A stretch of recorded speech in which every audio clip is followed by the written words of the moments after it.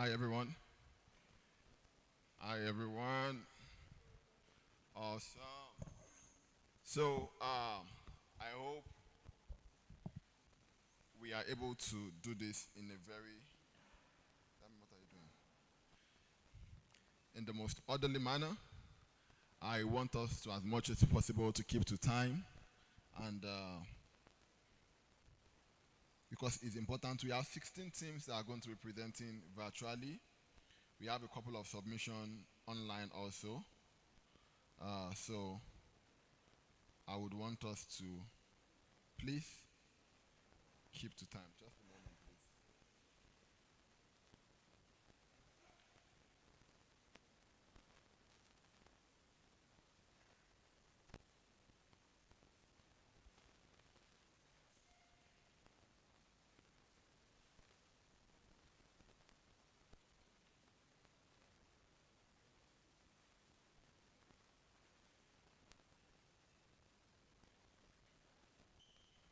Are we live?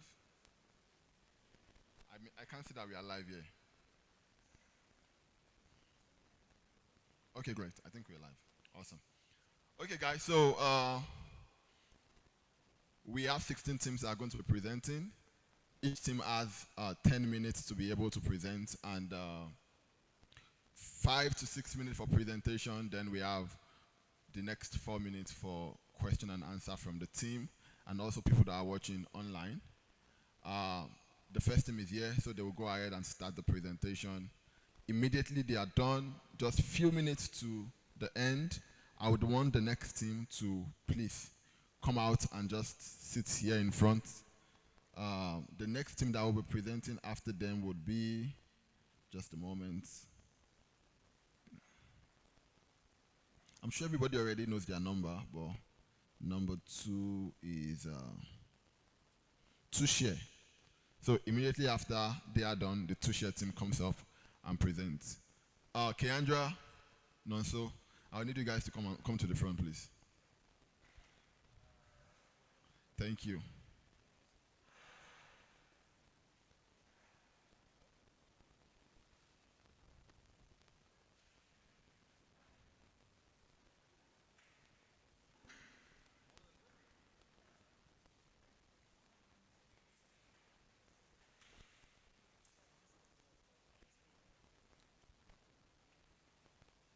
Can we please be fast about it? Thank you. You can get a chair, sit somewhere comfortable. Please get the extra mic there. There's an extra mic there for you to be able to make comments.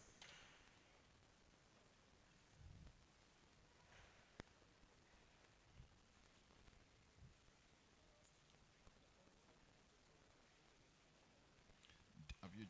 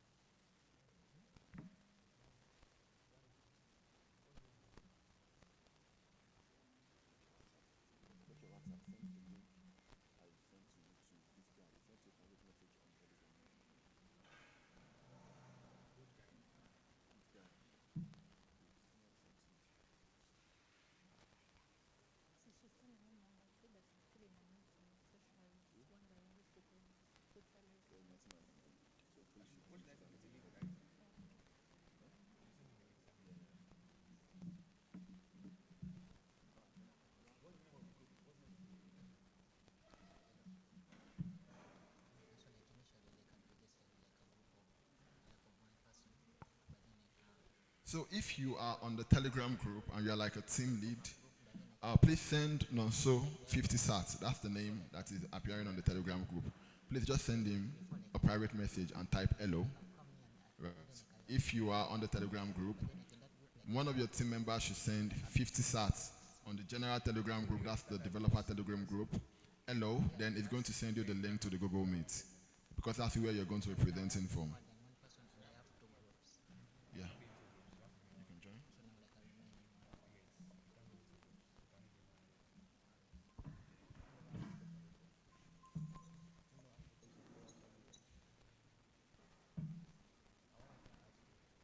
All right. So we're going to start. Nonso, Keandra, we're going to start. Okay, the name of this group. Comment.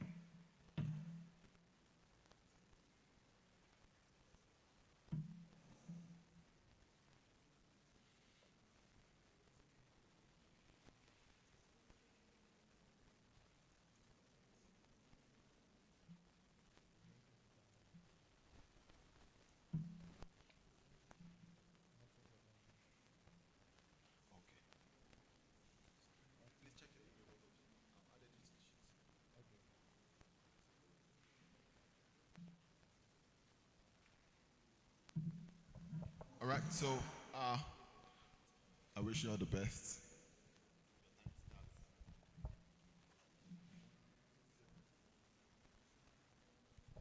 Okay.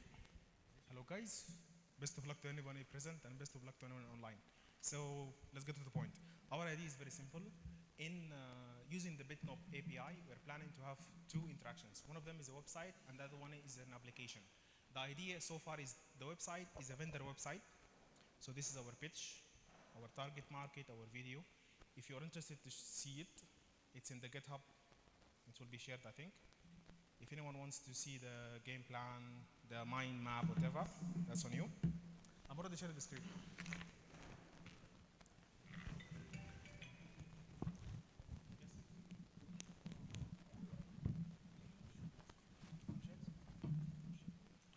In the group, I don't know.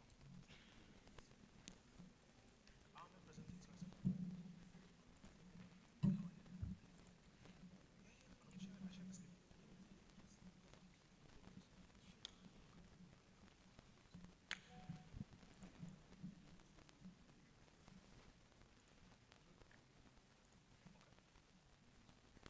I share the screen. I share the screen. Okay. So we wait for the confirmation.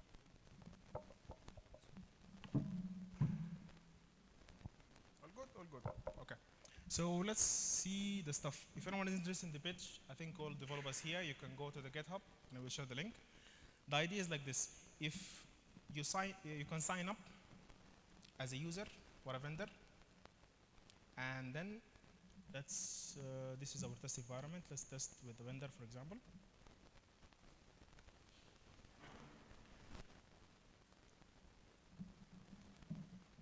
As a vendor, we are allowing you to add products, so you can add your vendor stuff that you want to sell in Bitcoin, list of transactions, list of wallet, the amount of money you have, list of products. This is the products.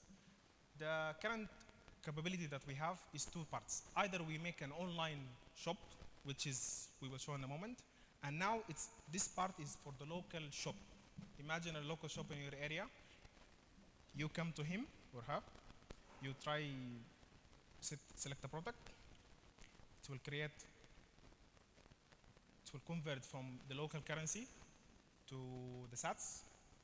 using the Bitnob API, going to generate a Lightning invoice. You can scan this invoice and you transfer your Bitcoin using the Lightning Network to the vendor's wallet. So this is the vendor part. Log out if you want to be a client, a user, so we can have more services or shipping or something extra. You have to log in as a client. If you don't want to be with us for the online feature, every vendor, his items will appear here. You guys notice I log in with test vendor. Now this is Sam, this is group vendor. Like for example, we want banana. So this is if we want to put this as an online vendor, an online store or whatever. The second part of the site or the second part of the whole idea is when the vendor now he got his money or his Bitcoin. We want to make it easy for the Uganda itself to use from Bitcoin to Ugandan shillings. And the app part will be presented by John. All right. So, guys, thank you for. Sorry. All right. Can you cancel your? Let me project myself. Your sharing. Cancel my sharing.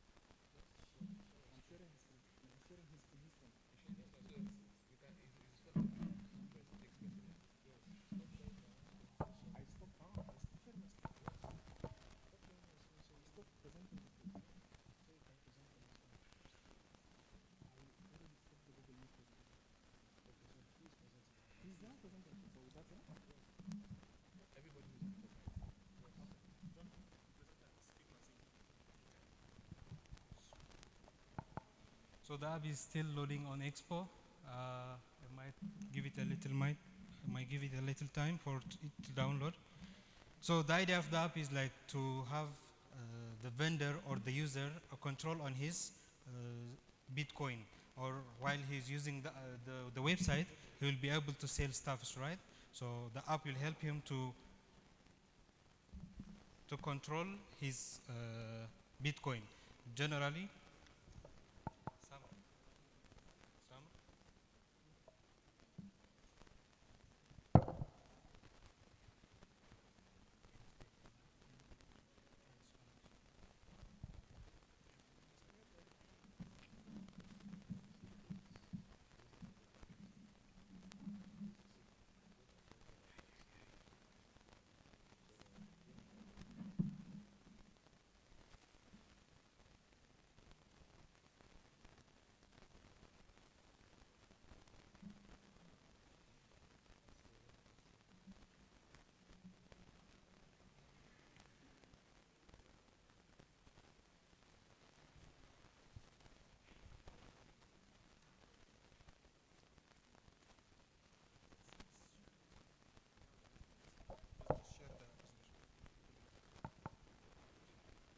all right. So you guys can check it on GitHub, but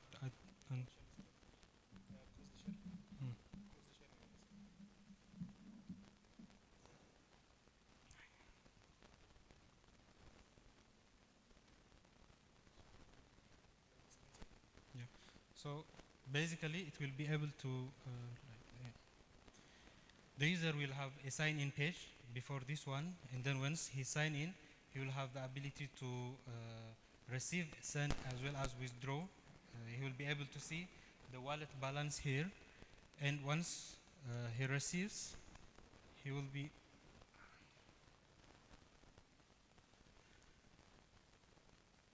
once he receives, he will have an option to an input that will be help him to put the amount of money and why, whether it's received or something. Once he receive it, the transactions will be received, sent, or here, it will be listed here.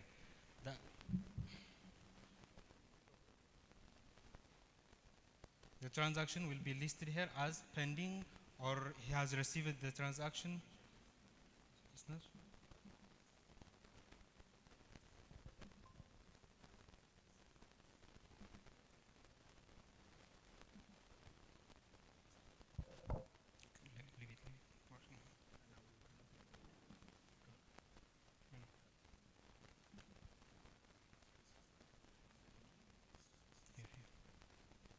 So this is the login page, the first one, and then the transactions will be listed here. And then when he wants to send, he will have the invoice ready, put it in the input, and he will be able to send. All these things, they are all using the Bitnob API for everything, for the currency exchange, as well as sending and receiving everything. So once the vendor, if he wants to exchange it to Ugandan shilling, as we all know, some vendors might be a little like negative on when it comes to Bitcoin, he will be able to exchange it to Ugandan shillings. Once he wants to withdraw, he will be able to have a mobile, we have a mobile API to it, and he will be able to withdraw his Bitcoin to Ugandan shillings directly. Yeah, that's our idea. Thank you. All right, thank you very much. So you have 2 minutes for question and answer, and we'll go to the next group. Hello. Hello.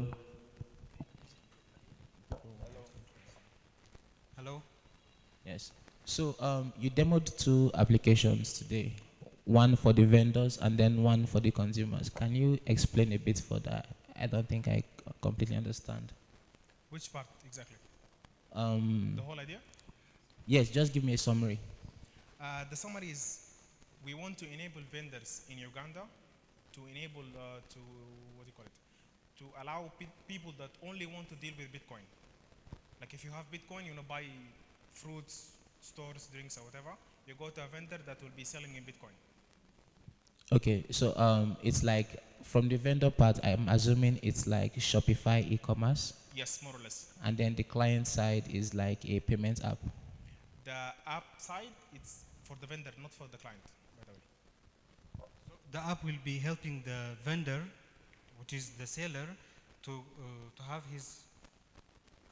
I think you can be able to see it. See, he will be have his wallet there, the amount of Bitcoin he have. Once he receives, he will be able to receive the amount of money and the reason, and it will generate the invoice. So it will generate the invoice, then he will be receiving Bitcoin here. And then it will be listed. And then it will be listed here as unpaid.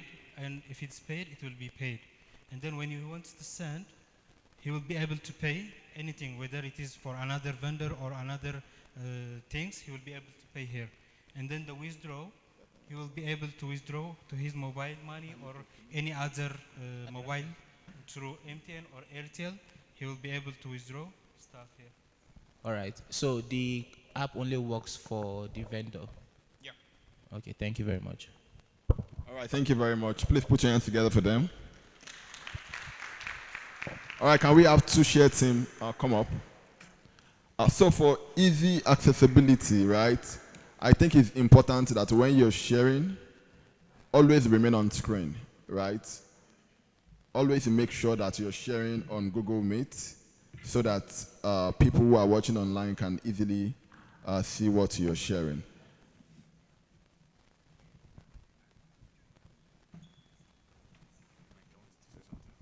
So just something to note.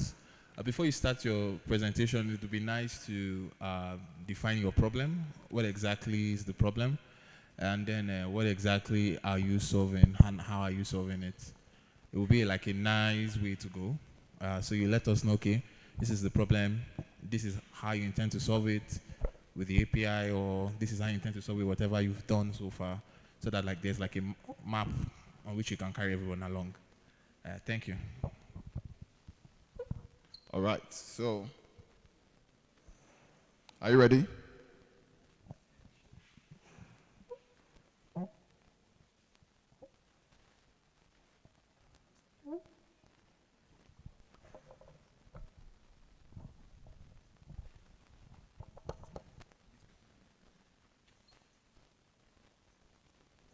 you ready? Yes, hello guys. Hope you're good.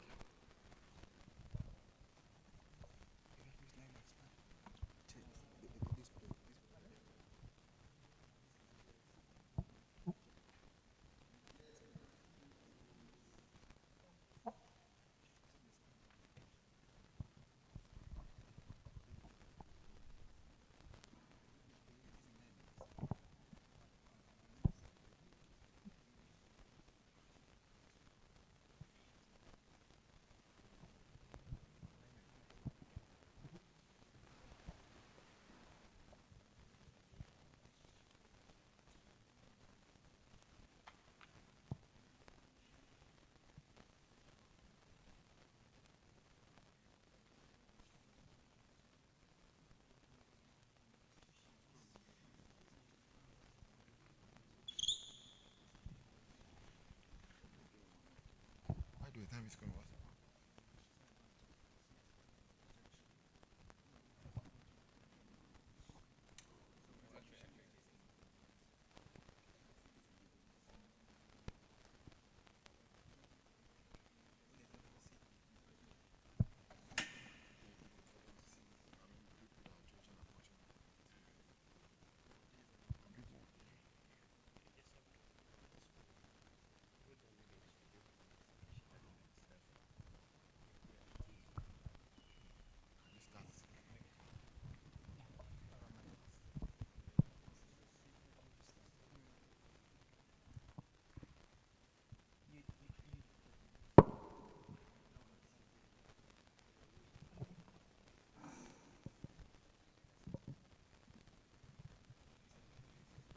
Your timer started.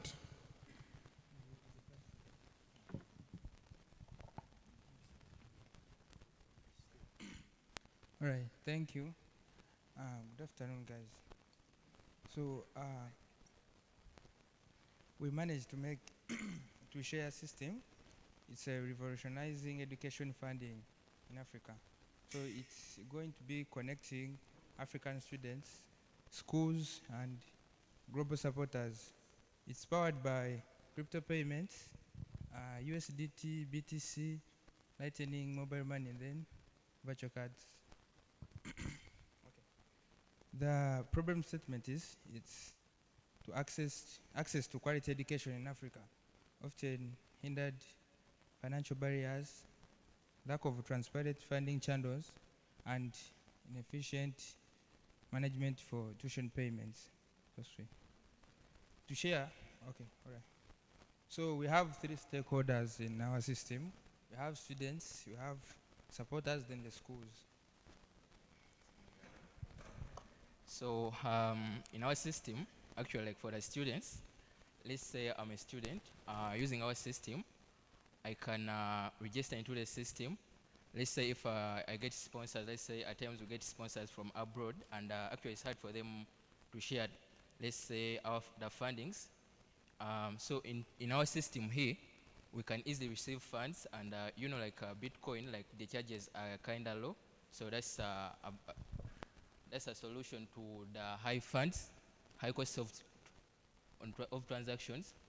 Then I can as well have a wallet as a student, whereby in using my wallet, maybe I can pay for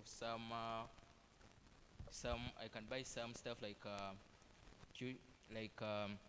pay some stuff for the university. Let's say if I'm paying the national council, or maybe I'm buying some books. Then we have supporters, and in the supporters here we have supporters can be sponsors, they can be our parents, or they can be our guardians. They can use this system to pay for us the tuition and even access our balances through their dashboards. Then we also have the schools. So we can enroll schools into this system, and how it works, we get a school, it signs with us. So if a school signs with us, it can be displayed to the students and even the available sponsors and the parents so they can be able to pay to the specific school using our system. Maybe talking about the demo flow of our system. So it will be like, let's say a parent pays for me my tuition. It will pay through the system. Then it will use actually it runs on top of Bitnob. Then we can make the withdrawals from the school dashboard. The school confirms whether they have received the money or not. So some of the key features here, we have multi-row authentication. We have like it's real fast, real-time payments can happen. Like we have a few charges while transacting stuff. Maybe for the tech, we can leave on this one. Allow me share the second screen.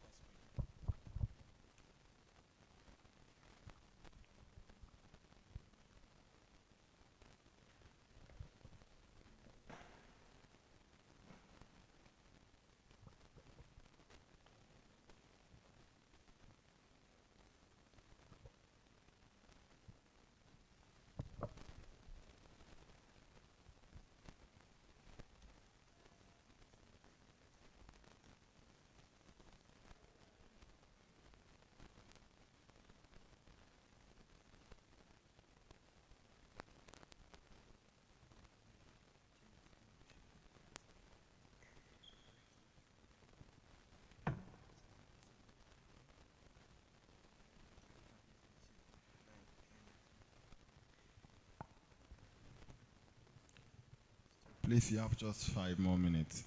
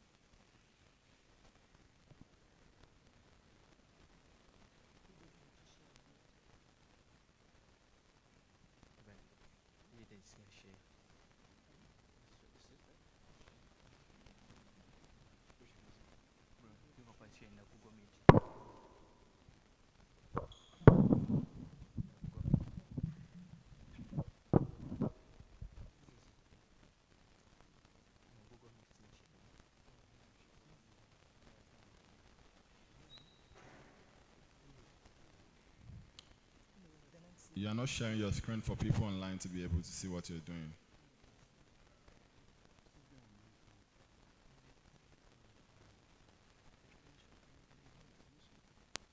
And you have just...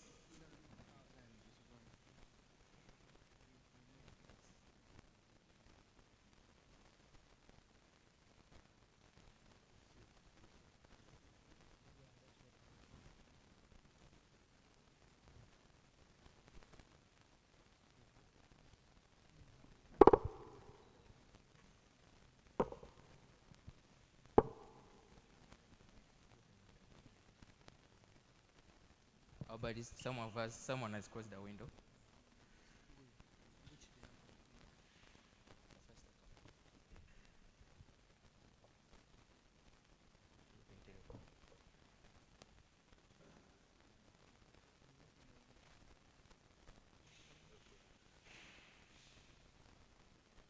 Please note that you have just 3 more minutes.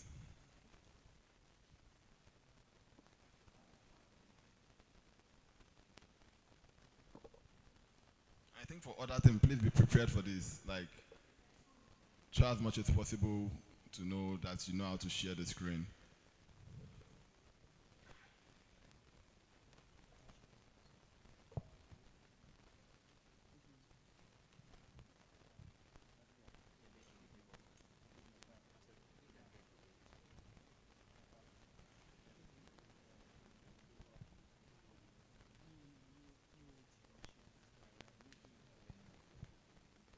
Please, if you haven't gotten access to get into the Google Meet, come and meet me. I want to make sure I'm not accepting bots.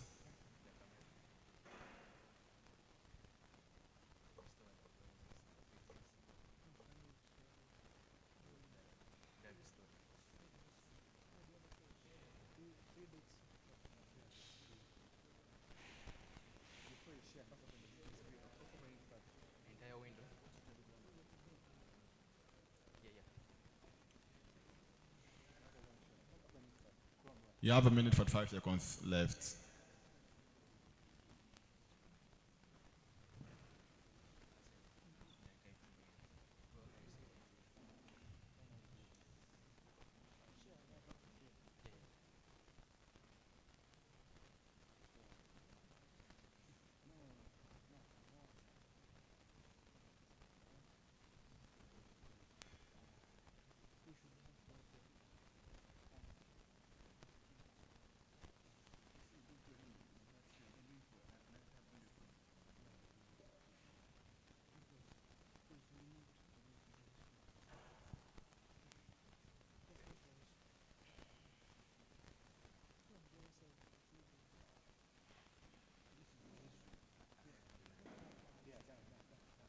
Click on the field. Yeah, yeah. Click on that one. Click on that one.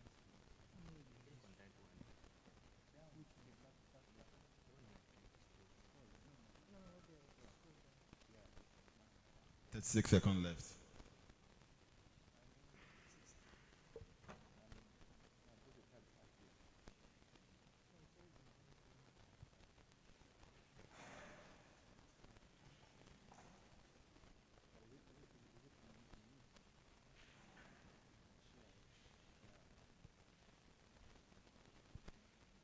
Yo, sorry guys. We had issue sharing the screen. So, okay, this is the workflow of our system. We have, as you can see, this is the landing page. Here, this is our users can get to access the information about Your time our, is up, but I'm going to give you an extension of just a minute because I can understand the frustration. Just 1 minute. Okay, thank you. Actually, let me just talk briefly. So we have this system here. We have users, and our users, we have supporters, we have the students, and even also have the schools. So what we did here is we can log in as a, if you log in as a sponsor, you can be able to pay tuition or school fees for any African student, wherever you can be, as long as you're in Africa. Then on the students portal, we created the wallets. There are some wallets there, and we can be able to send via on top of Bitnob API. We can do the transactions and create the wallets in this system.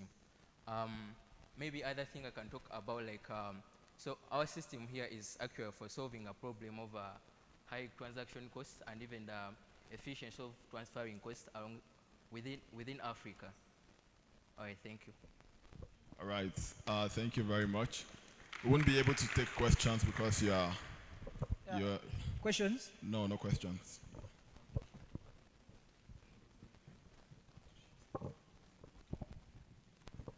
Okay, please, good one, guys. So, if you're coming, just kindly share your entire screen so that it's easy for you to switch between the tabs.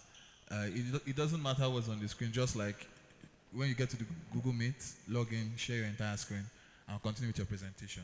Thank you.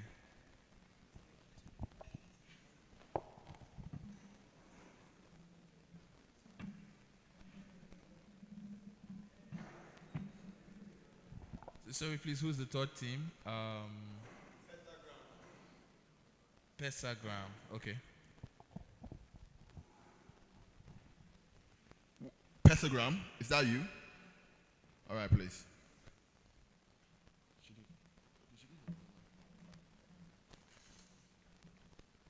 Please, Mulan should get ready after Pentagram. Can you please be fast your time? The Mulan team should get ready after Pentagram.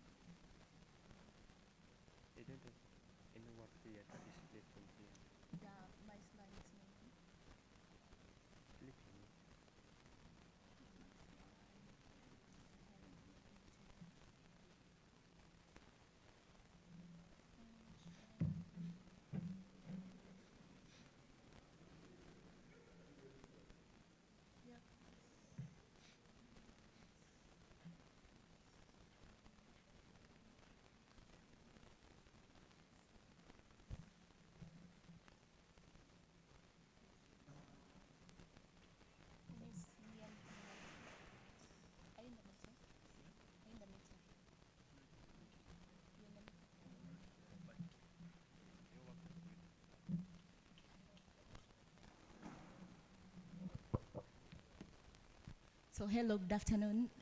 The project is Pesagram. So basically what happens in Uganda is when you want to sell maybe Bitcoin and all that stuff, and maybe USDT, I have MiniPay. So what it allows you, you can have your USDT there, and then when you want to use it, you have to again get a vendor and transfer it to again UGX before you can actually spend the money, which is double cost because the money you buy at is higher than the money you sell at. And also we have had the cases where people from abroad, we last time got a grant, and it wasn't a grant, we won a hackathon, and they took like 6 months trying to send us the money because we had to go to the bank, try to get a bank statement, send them, then they approve and all that stuff. So it's really frustrating where you have money you can't send to people you want that easily just because of the infrastructure that has been set up by the system. So that's why I'm introducing Pesagram. So with this, you're able to just have your one app. You can be able to have your BTC, you can be able to have USDT, you can also be able to have your GX. So with Pesagram, what you're trying to do, you can be able to receive payments. We are basically looking at the people who are working remotely because we are taking into the world where remote work is happening too much. And also, after you've received your remote funds, how are you able to distribute them without actually having the hassle of, okay, I've received my USDT, I've received my Bitcoin, how am I going to be able to send it? So we have tried to integrate so much of, I have my money, yes, can I be able to spend it all around? And that's why we have, from the application, if you can be able to see, you're able to receive, you're able to swap in case maybe you want to save in Bitcoin, and then you're able to do the lightning. I think I have the issue with the lightning. So you're able to send, maybe you're creating an invoice and then you're able to send it to a person, and then they can also be able to, let me see. So for this, I'm still having the issue. The URL that I've used is not yet that clear for the lightning, but that's something I'm fixing. And then you can also be able to pay the invoice where you'll be able to get the lightning invoice, and then you'll be able to pay the invoice. What the other capabilities we are looking at are cases where maybe you are having people, most of our people work abroad, those ones who are not land, and then maybe you're earning money and you want to send maybe to your home people, or you have a child you're supporting and all that stuff, where you have recurrent payments to certain accounts that could help you.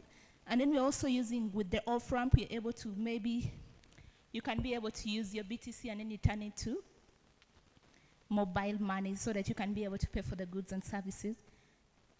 Thank you.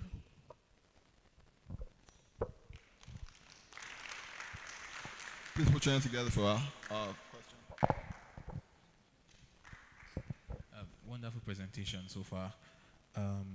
So I have first question. Is it just Lightning you're integrating? Is it like? Is it just Lightning you're integrating? No. Okay. What other aspect of the API did you integrate? We are trying to integrate the swap, where you can swap from BTC to USDT, and then you can also be able to do the off-ramp with the MTM mobile money. In case someone wants to pay like mobile money, you can be able to send them with the mobile money. And then you can also, okay, these are other stuff for like, basically that. Okay. So the other question is around the code base itself. You didn't submit the code base? The code base, the backend for the application? I opened my backend. Okay, can you send it to me on Telegram? It- No, I've stopped the form from receiving. Can you just send it to me so that I can just like go through? Okay, or can I share my GitHub? Because it's on the back end is on GitHub already. Okay, yes, like I said, the link is what I just want. It's I public, right? yeah, it's public. Okay, okay, just send it. Okay, thank you. Yeah. Any other question? Great presentation. Thank you.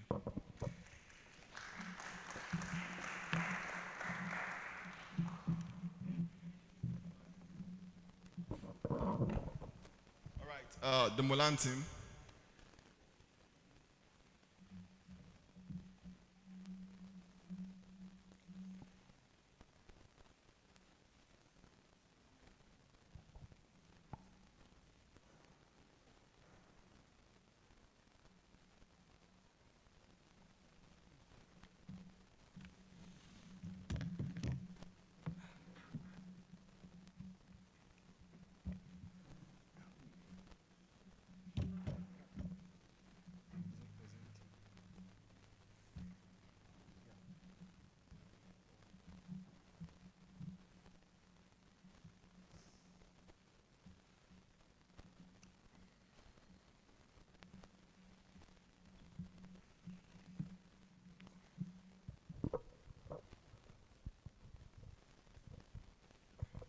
Good afternoon, House. My name is Knowledge Benjamin. This is the Mulan team. And we're here to just show you something small. Then Sorry, before you go, can your teammates kind of like share the GitHub with us? The GitHub code. Yeah, thank you.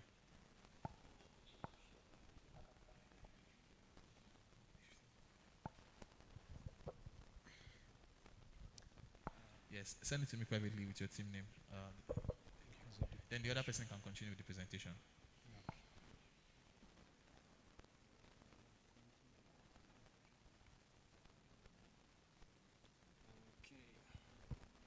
Yes, good afternoon once again. I'm part of the team.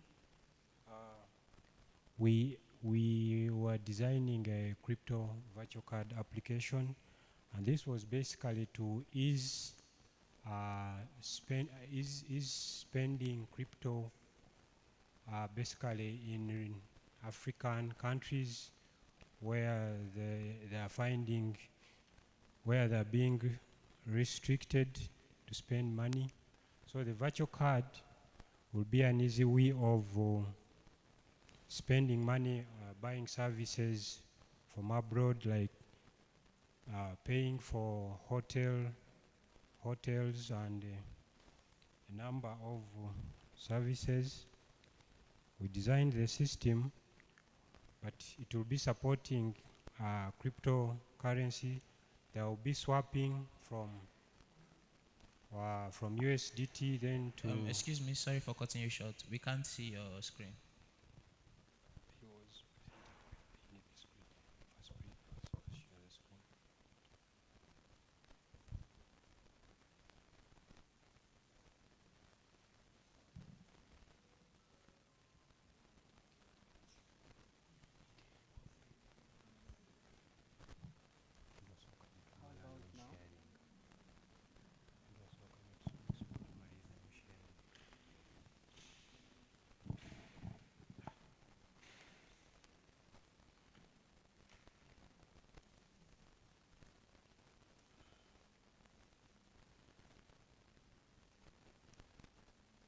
is my screen on?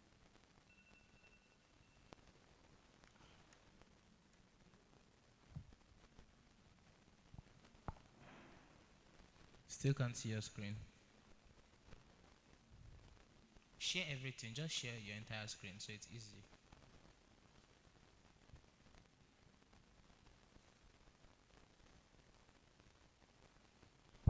Yes, you can see your screen now.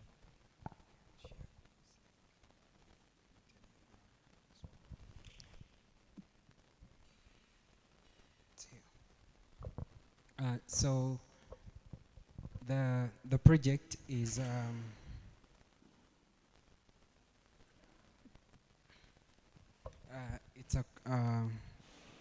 it's a crypto virtual card.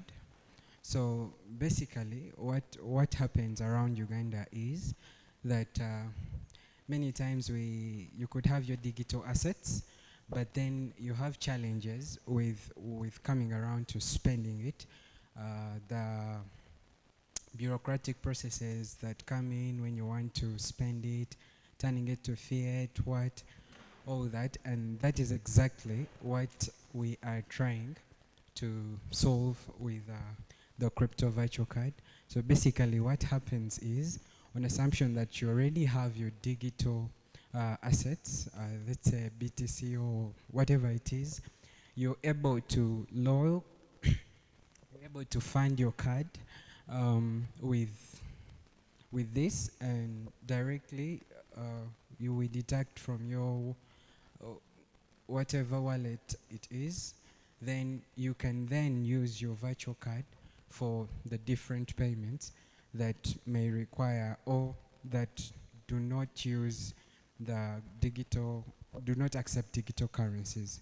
So basically, we look at the use case in things like borderless remittancy. For example, you're working in the US, you're being paid maybe in digital assets, and you need to send some money to your loved ones back in Africa.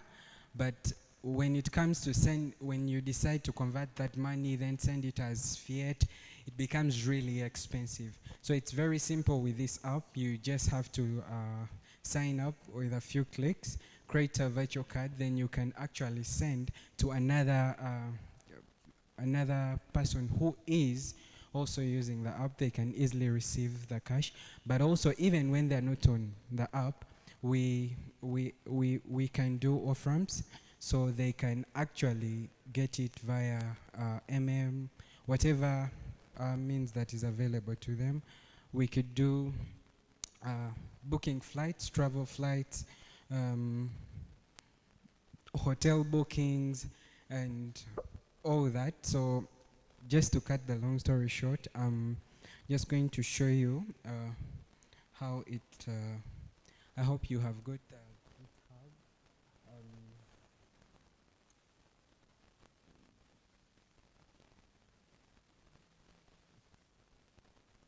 So this is the login interface.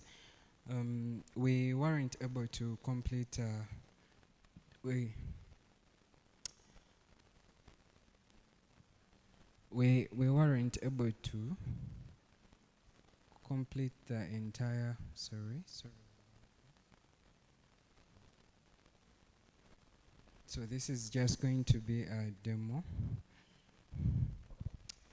So when you log in,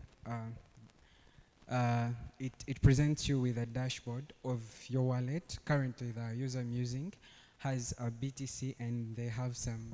So as you can see, they do not have a card currently. So I simply create the card, and again, forgive the UI, but the card, you can add more money to it. You can use it for carrying out transactions, whatever you need to do with it. Thank you. Okay, question? Can you click on make transaction? Let's see. It's not functional yet. We're having issues with the back end, the endpoints at the back end, so not yet. Okay, good one. When you created the card, I noticed the balance of the card was exactly with the balance of the user. Can you explain why that's so? That balance is an available balance that you can pick from to fund your card. It's not actually the balance that is tagged to the card. It's a balance that you can pick from to fund the card. Okay. Then the card details. What are the card details? Yeah, the card details do populate from the entry.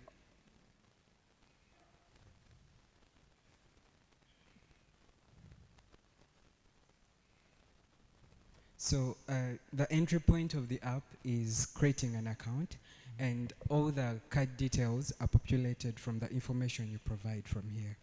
Okay, is there a way I can see the card details? Like if I request a virtual card, I'd want to know like what my details are, right? The CVV and all the likes, just to spend it. It's duly possible. We just hadn't integrated it. Oh, okay. Is it on the back end? Yeah.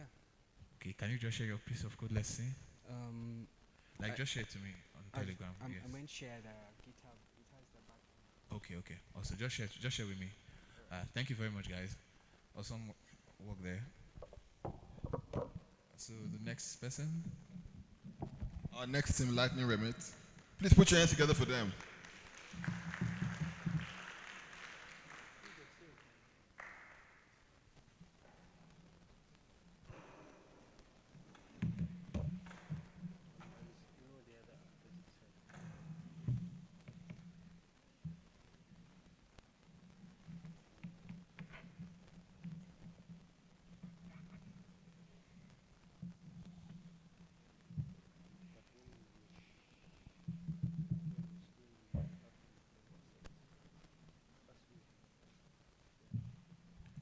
Afrinoba team is presenting after this, so please get ready. Yeah, and so like hello, like good afternoon everyone. So like right now like I'm presenting like a payment platform, like it's called like the Lightning Remit. And so like with the Lightning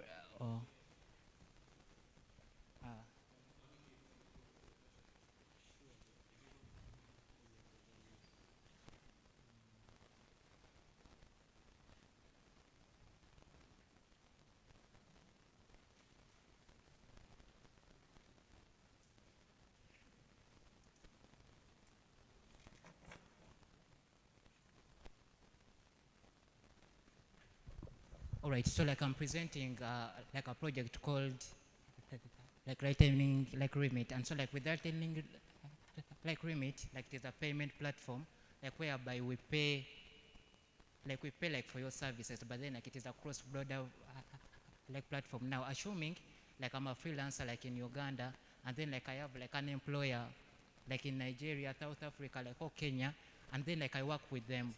So now like with this application, like they will be able to make like their payments like that are fast, cheap, and they are reliable and secure because we are running like on the Bitcoin. So like I will work, and then afterwards like when I'm done like with my freelance work, and then like I present like my work like to the client, and then like he or she like is happy. So then I come to the app, and then like I create like a Lightning invoice. So like when we come here, like on receive tab, so like the receive tab, like it's the one like me like as a freelancer like I'm supposed to use like to create like a Lightning like invoice.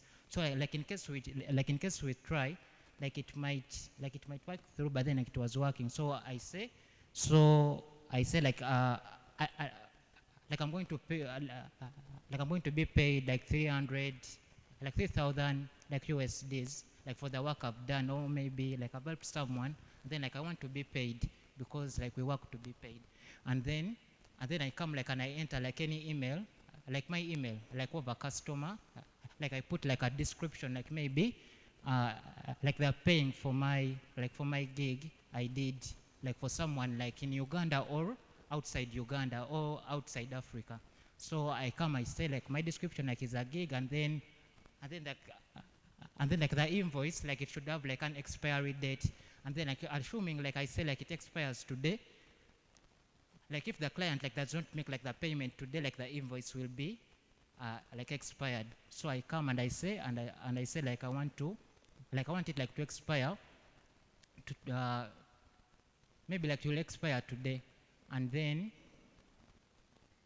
like we need the hash also, because like from the endpoints like of Bitnob, like the hash like it is optional, like you can add it or not, but then like let us just add it, so we shall just add something maybe. And then like with this, like I come like and I click like create invoice. So like with that, like it should create like an invoice, like and display it below. But so far, like in the backend, like I'm getting like a 403. Like I know that because like I was trying it at first, like it was working, but now like it's giving like a 403 like in the backend, but it's connected like it's a full stack Next.js app. So like with that, like we create like a lightning invoice, and then like we have also like a QR code. Like if it worked, so like we can share like a QR code like to the client, like instead like of sharing like the invoice, like the long string, like you just share like a QR code like to the client, and then like they're able to scan and then like make the payment. And then like on the client side, and then here, like assuming like we want to like to make a payment. So like from here, like we come, like we enter amount, like we enter like the currency like we want to use, and then like enter like the lightning invoice, like the client, like the guy like created, like the one like who did the gig. So like we enter in like the lightning invoice. So like with that, like we should be able like to make the payment. Like that is very fast, secure, and cheap. So and then here we have like the withdraw. So and so like we can do like some off ramps, like, or maybe like withdraw like using like mobile money, and also like change the currencies like we want to withdraw from, because it is a cross-border platform. So like with this, like we are trying to make payment easier like in Africa. So like in Africa and in the whole world. So we are making payments seamless and cheap, secure, and borderless. Like that's all.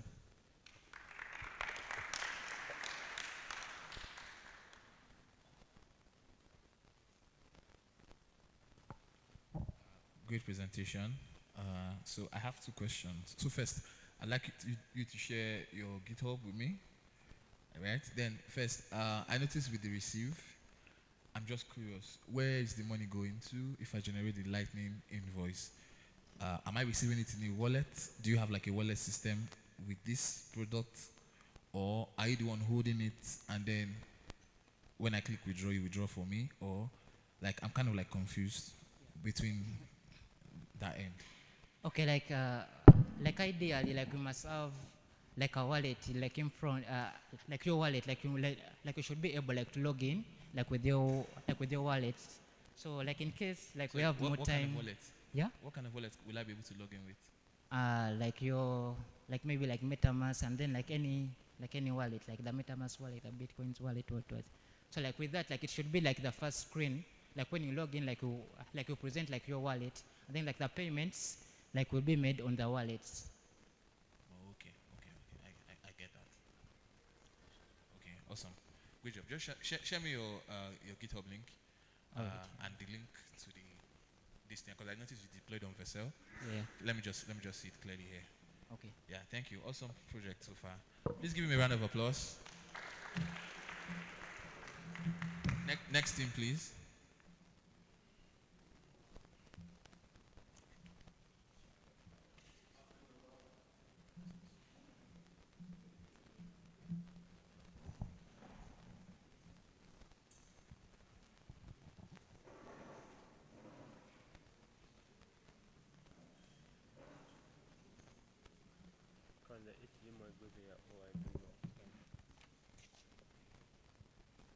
Top page should please get ready. You are going next. Top page should get ready.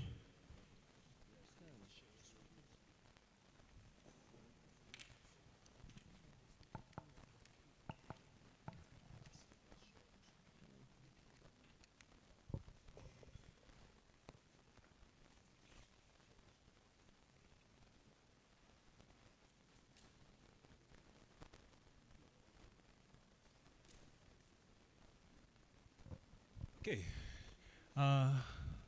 Yes, we're going to share our screen. Okay, good afternoon, everyone. Yes, we are asking to be let in the Google Meet. Asasira Arthur.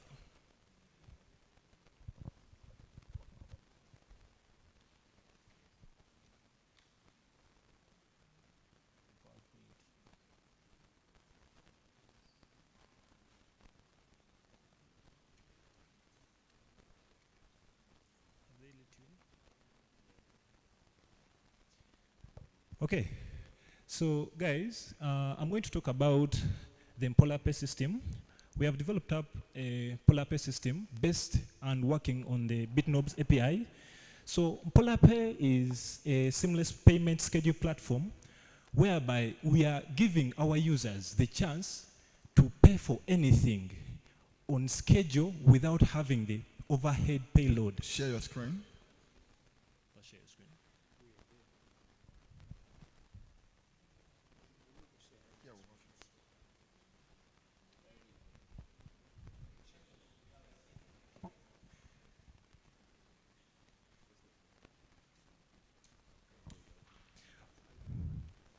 Yes. Okay. As I was saying, PolarPay, this is a payment system. It's an online payment system whereby we are giving our users the chance to automate their payment schedules.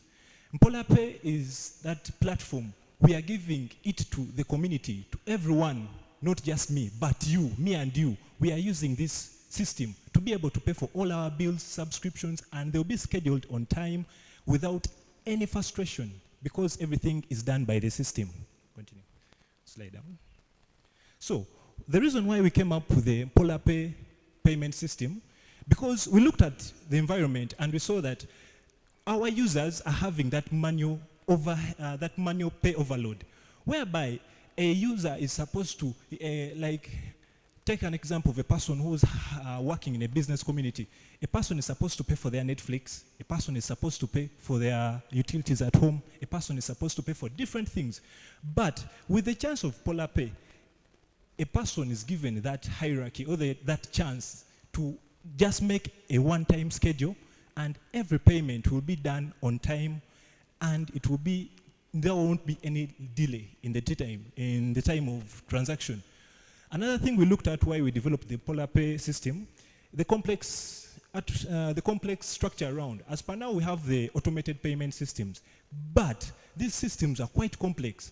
But with the PolarPay system, a person is able to know, and it's user-friendly, because even a person who doesn't understand or doesn't know how to use it will be able to work within it, because it's very user-friendly. It has an interface which is user-friendly, which can be used by almost everyone.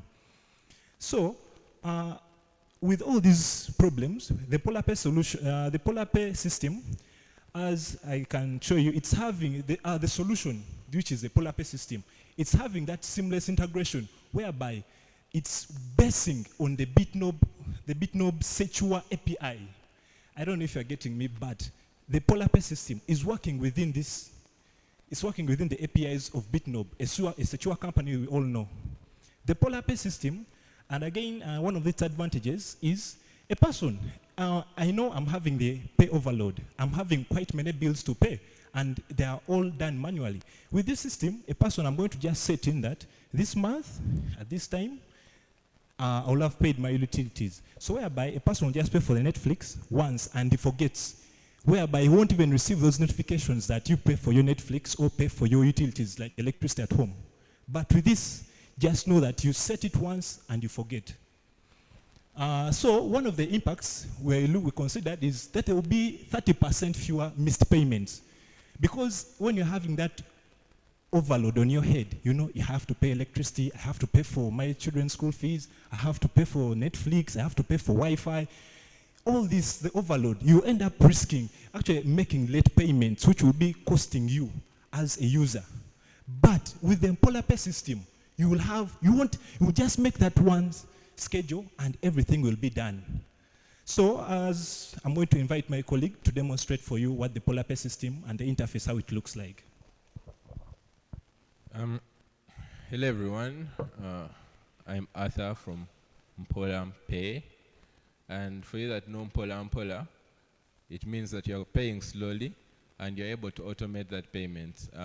This is exactly done in a way that, say you are the HR manager of a big company and you have maybe 200 employees that they at all need to be paid at a certain time, or it just could be that one student at school that keeps calling you, pocket money is done, yet you sent him maybe 400,000, it is supposed to last him 4 weeks, and he spent all that money in one go. now that is no longer a problem for you. You can simply create a customer. For example, I can create one here. I could say dev maestro at protomate.com. All right, so I'll name him something. And then I'll engage the country code and enter a phone number. 52. So, and then I'll create an account, or make sure my workers are running.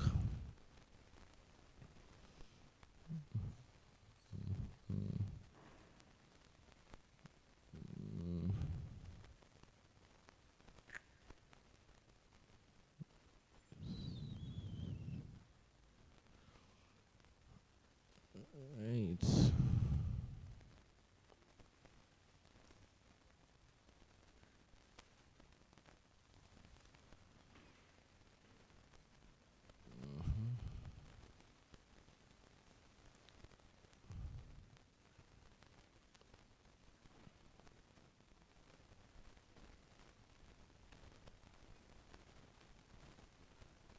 Okay. So the server is back up. And I can refresh. And then we can create our customer again. Sorry for the hiccup. Dev Maestro. And then I can create a name. And select 752 create a customer. Customer already exists. Oh, crazy. This customer already exists. Let's add some. Okay, we created this customer. So just like you can see, with this interaction, we have actually interacted with the Bitnob API and created a customer using Bitnob, using the API endpoint for Bitnob. And then the next step for you would be to create a schedule. And if you assess your author and you already created an account with us, and then you can name that schedule anything, school fees for your kid, or maybe pocket money. They don't need to keep calling you every week, because when you send it in one batch, it is all depleted at once. So you can add a description, and you can set it to be monthly, daily, weekly, or an interval that you could decide to use on your own. And you can automate when you expect this payment to start. So when I say this, then I can maybe say it will start at 1400 hours. And then the first recipient, so I need to specify recipient name because they will be receiving their money via mobile money. And I will say maybe Akankunda someone, Akankunda Alex or something. So that is their name. And then the country code has to be specific. And then their mobile number, maybe 77852941. And the amount to pay per installment.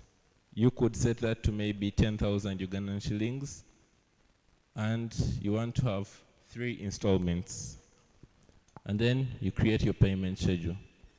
And your payment schedule. Less than a minute. Yeah? Less than a minute.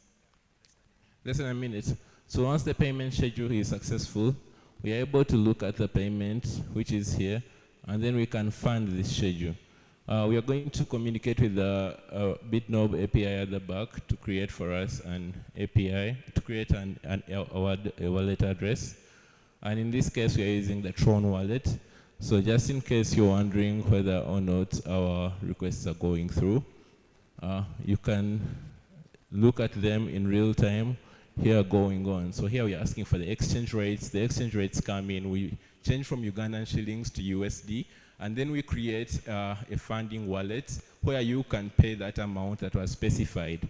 We store that transaction within our databases, and once you fund, we have an automation that runs through the system and pays your bills. Your time is up. Thank you very much.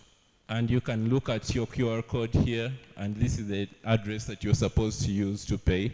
And after payment, we have an automation that pays you via mobile money automatically. All right, thank you very much. And all these APIs are working. All the requests are going through. There was a hiccup, but it was just a simple hiccup, and you can look at all the interactions going through. There is a full Postman package that you could use to test our work, to validate. And just reach out to me and I'll drop you a file, drop it in your Postman, just plug in an API key and you're good to go. All your automations right the top here. 8 team, no question. The top 8 team, please.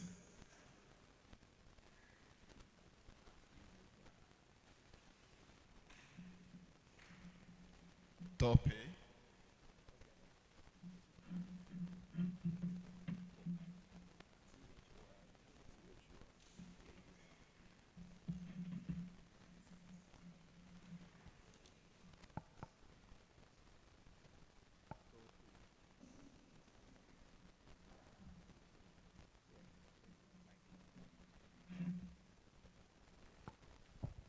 So can one person share the GitHub while you guys are like demonstrating?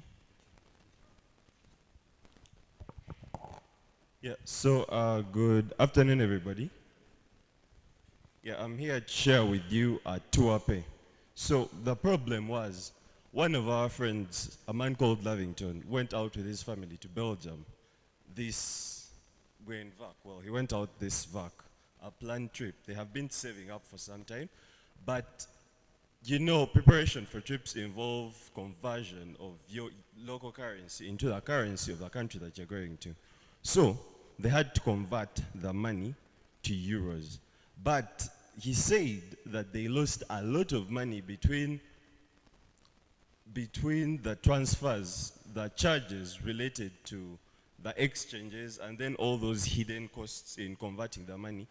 And well, all these added expenses of say transport and all that. Anyway, they lost some money. So when we told him about this thing that we're going for, he recommended creating a way to pay for services abroad using cryptocurrency, because unlike most African countries, the European countries and countries up there accept stable coins as valid currency. Like I can buy things, actual goods and stuff with stable coins. So our app, Tuape is aimed at you take your Ugandan shillings and you convert them to stable coins. So why would you do this? Well, stable coins have the advantage of being something that doesn't depreciate easily. Their price is stable. It's related to that dollar, which is a very valid asset. Well, it's, yeah, so anyway, yeah. So with Tuape, you solve that problem of that loss you would be making in your savings, so you can maximize your money and you maximize your enjoyment. So Tuape is aimed at, well, we are looking at adding features that will allow you to convert your local currency into stablecoin and also stablecoin into local currency. Why? So we're looking at Ugandans, for example, us, you, going abroad, but also want to revolutionize tourism within Uganda itself. So we want to make it such that, for example, people coming from America can convert their dollars to stable coins, USDT. And once they have done this, they'll have, it's a one-to-one. They are barely making losses. They are maximizing their money. So that means that they can spend more money on Ugandan products and on Ugandan services, which is a benefit for our very revenue. Yes. So we are having some, yeah.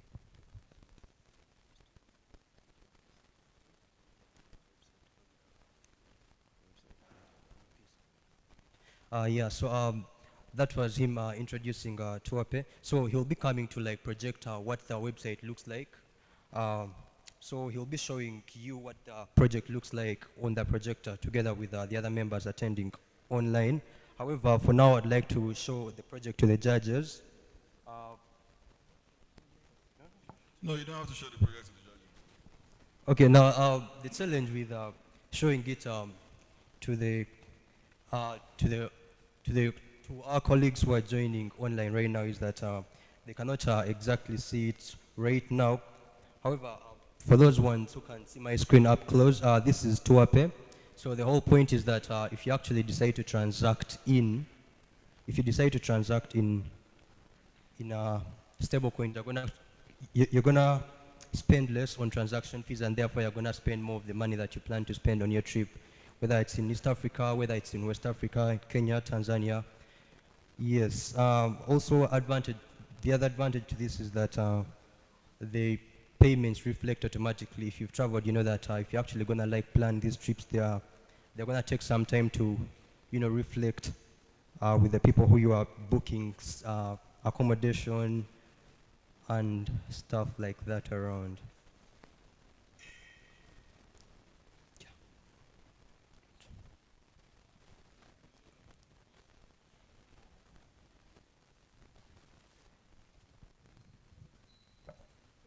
Okay, yeah.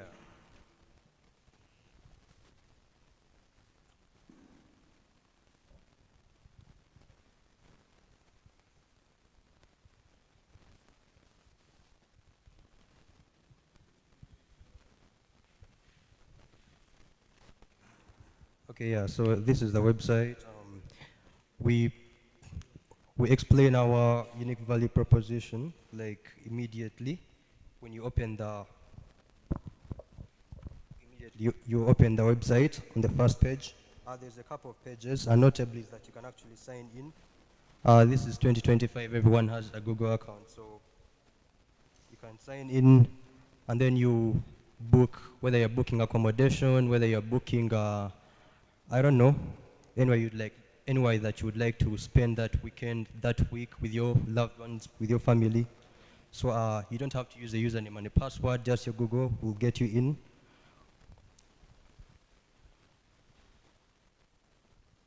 So I'll sign in. The other advantage to this is that you do not have to actually manage your API keys and wallet keys to actually make transactions at your local tourism destination. So you can see I'll be able to log in. Can you see the screen? Who can't see the screen? Oh, yeah. Since we're actually running the authentication service locally, we are having rate limits. However, we can demonstrate the other features of the application that we are building on top of the Bitnob API.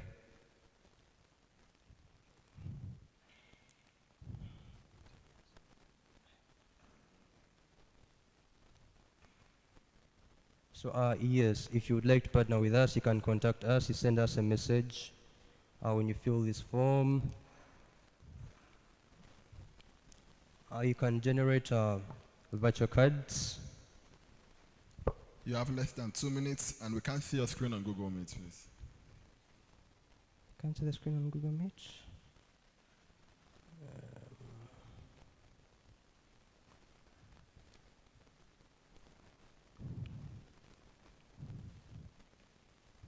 I think we're having a network challenge here.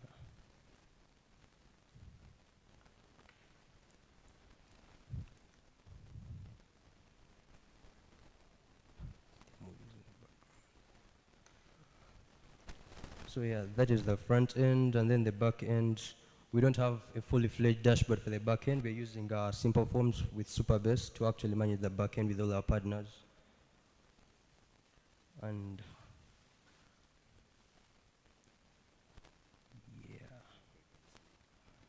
yes, I think we shall spend the rest of the time displaying the app to the people joining online.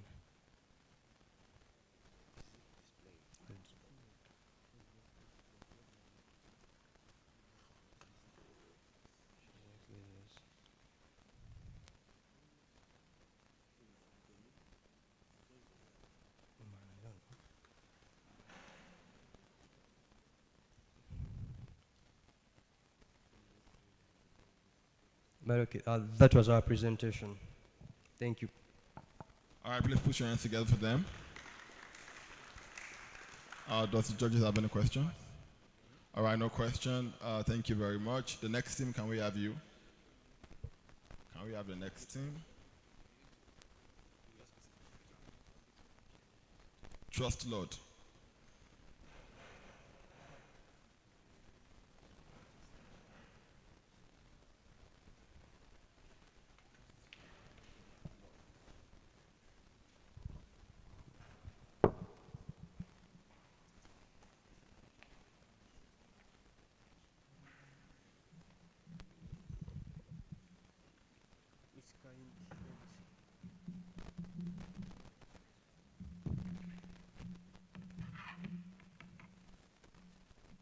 What's that?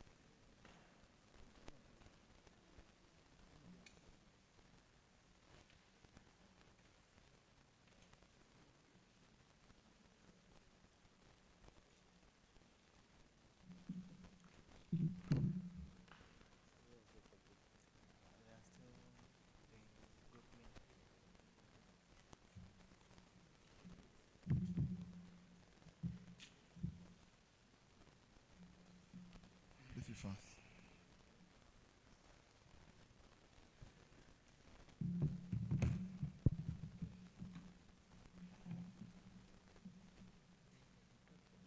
Please make sure before your team comes to present, you're already inside the Google Meet, right?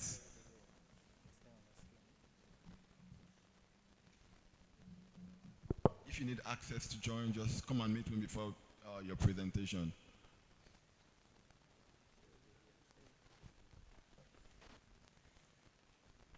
All right. Good afternoon. So I'm Wogoli and I'm here to present to you. You're not sharing your screen. Share this on Google Meet, your screen.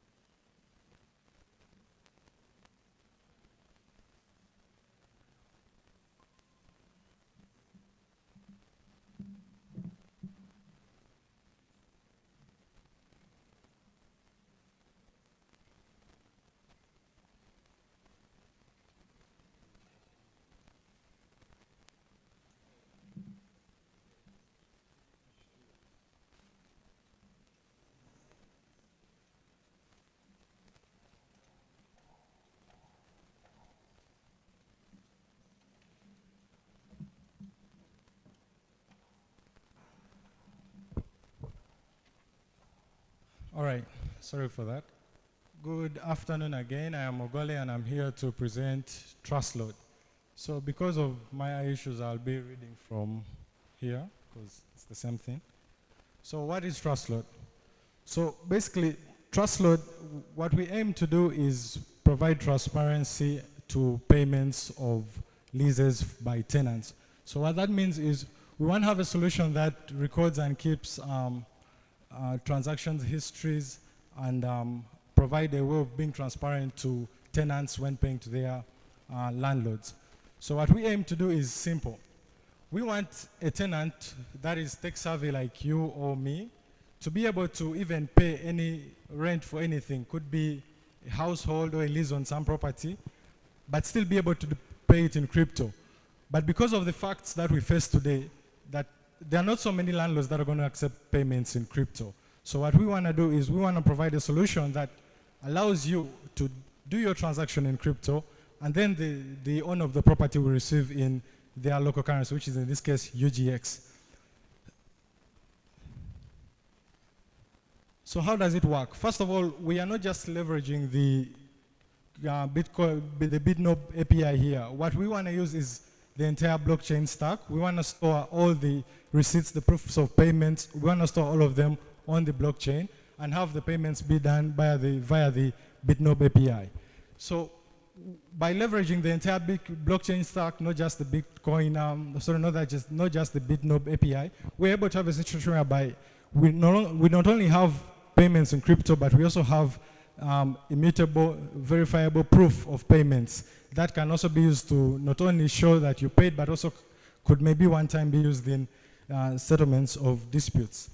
I think we've seen the features. Now, what's unique about us is, first of all, like we said, we are trying to bring the real world application of crypto into our use case because, like I said, the fact is not so many people are going to accept payments in crypto in this part of the continent or the world. So what we want to do is we want to also make them be able to receive their UGX, but still as a tech-savvy person, I'll still use the crypto to pay. But we are more streamlined to property owners and tenants. So like again, the issue is here. I'm a tenant, I want to pay for my lease or rent, but I have crypto. I can use my crypto, the landlord will receive UGX. But that's not it. You could use still UGX or whatever, but then we shall still leverage the blockchain and then we shall show it as proof of payment. So let's take a look at some of the UI flow because I cannot really set up the app right now because of the time consuming and the technical difficulties we have right now. I don't know if you can see right now, but the moment you come in as a tenant, what you do is you just pull up your app and then you go to the scan lease and basically you just scan the QR code provided to you by the tenant. And that's it. It's as simple as that. Just scan and all the information that's there will come in to them. But then when it comes to time for the payment, all you gotta do is just hit the pay right now and you're gonna pay. Straightforward. There's nothing like integrating any sort of fancy crypto wallets or whatever. All that is handled by us. We want to make it as easy as possible for people, not just us who understand how the technology works, but even those that do not.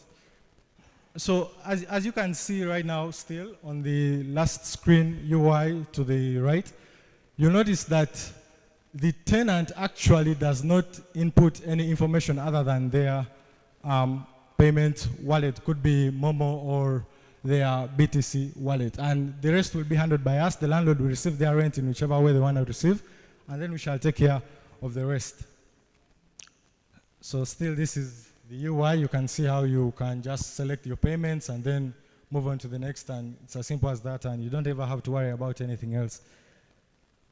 So basically we want to provide real rent, trust, and transparency. Those are the main core values that we want to emphasize here. One is the blockchain to deliver the immutability and the proof of payments, but while using the Bitnob API to be able to have landlords receiving their UGX, because the truth is they don't use crypto. Like, that's a fact we should face. But we want to use it so they can be able to also receive their money without having their suspicions of fraud or whatever. So basically that's it for a trust load. I could be taking some questions now.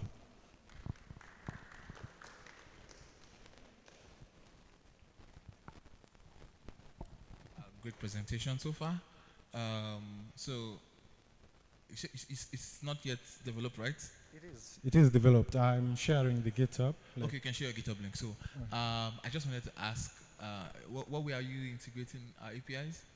We were using the API to be able to have a tenant send BTC or whichever crypto, and then the property owner will receive in UGX. Awesome. Okay, all right. Do you have like a wallet system? Now that's the neat part. We want to be able to provide transparency that people may even use it and not know that it's crypto or blockchain in the back end. Just they'll see it like any normal user flow, because we want it to be as simple as possible, because landlords are not tech savvy, that's the fact. So we want it to be as simple and intuitive for anybody to just hop on and see what's going on. We don't need to bug them with, oh, this is crypto, this is Web3 or whatever. Yeah. Awesome. Share the GitHub link. All right. Thank you very much. Any other questions? Because I think we still have time. Yeah, they still have time. All right, thanks. All right. Thank you very much. Round of applause for them, please.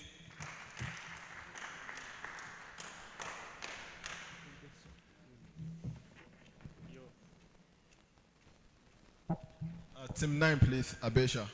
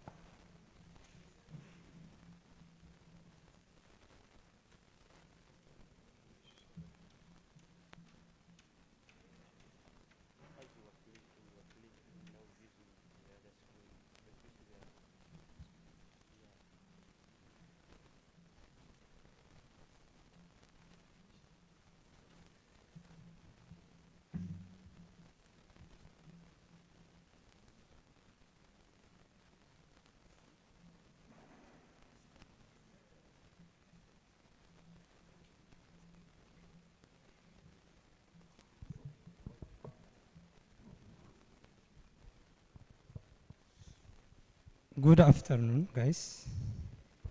My name is Gash Wasafa, and my team is Ugo, and we are Habesha Money Transfer. Yes,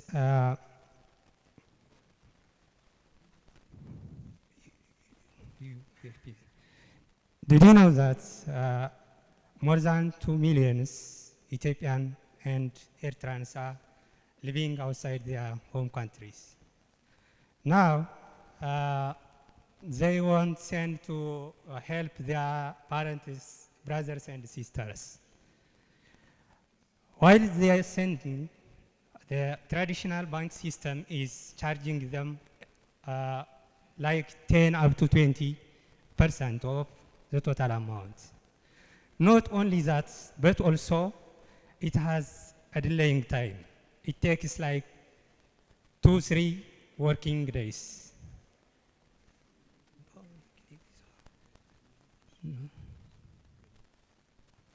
Wait.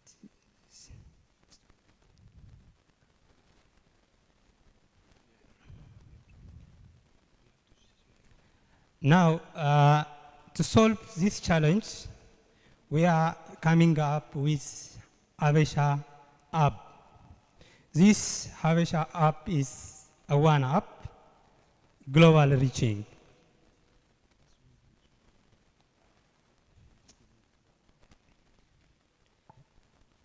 Yeah, please share your presentation on Google Meet.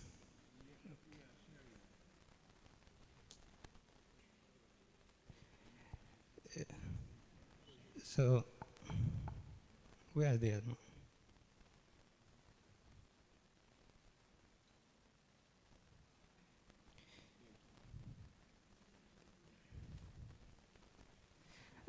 Yeah.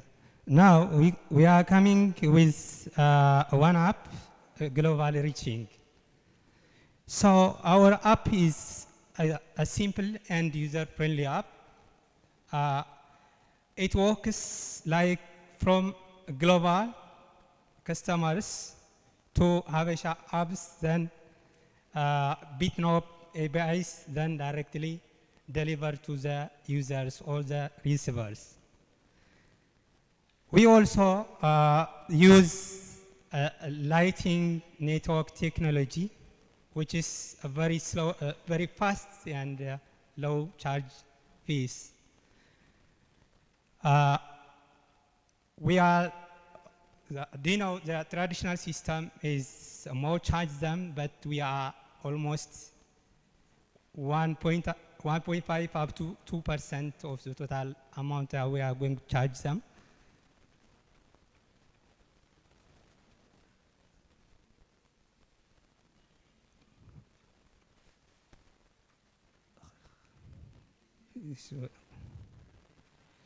Yeah, the system is working. Just we design it simple and user friendly. It's from the global users, example from USA, Europe, and different countries. Immediately transferred to Abishop, which is the interface, and the Bitnob also works as engine, and it converts the fiat currency to cryptocurrency, or whatever they want is the country local currency. Then directly the receive the funds. Now this our shop is not just an app, but it is a visionary app. So we have a vision. Our vision is targeting almost 2 billion annually for Ethiopian and Eritrean community, and also to becoming #1 trustful mobile app. So we have a technical parts which is explained by my team. Good afternoon, everyone. We are Abisha Money Transfer, your money fast journey. Our app is a friendly app who is not just for sending money, it's also a wallet, a small wallet, who you can have your UG currency. First of all, let me show you the app. Sorry for people in YouTube, they can, yeah, all right.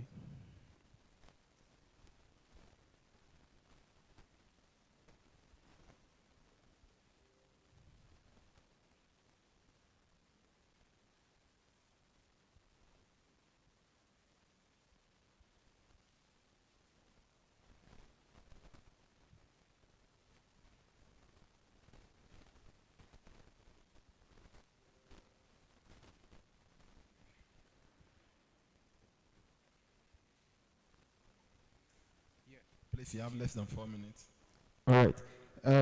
Like I was saying, first of all, on our app, if you are it's your first time, you will register, maybe by your email or your phone number, because on our app there is a link who link the Bitnob API with the local host, who it's your local wallet, who also help you to convert your Ugandan shilling to Bitcoin for you to make some transfer or buying things all over the world. Also,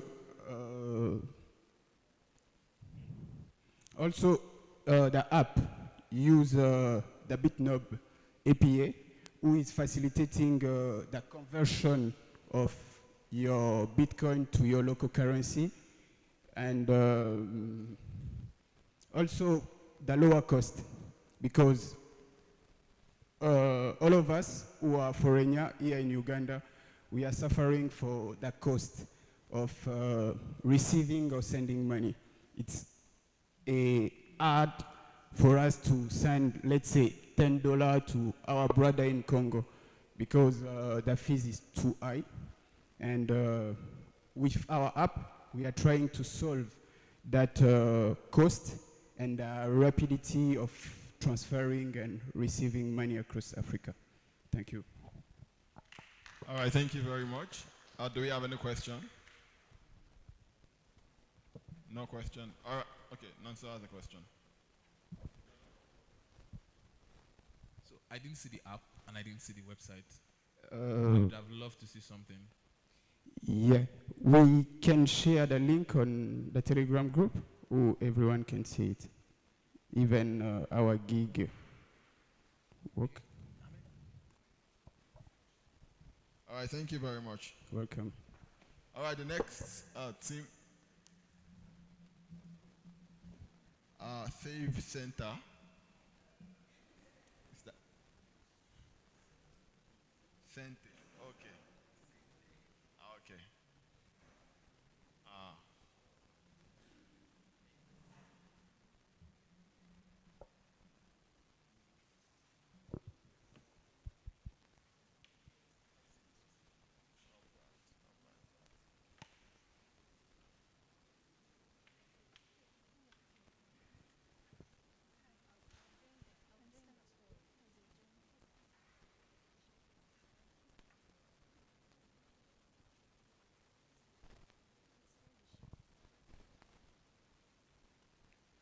Okay, good evening.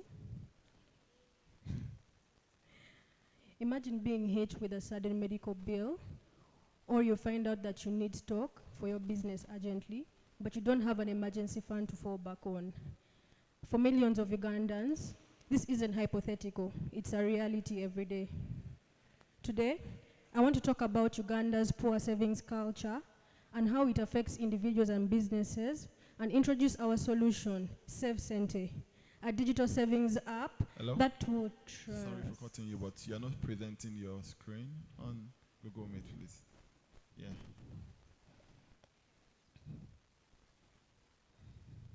Yeah, we can wait. Just a moment.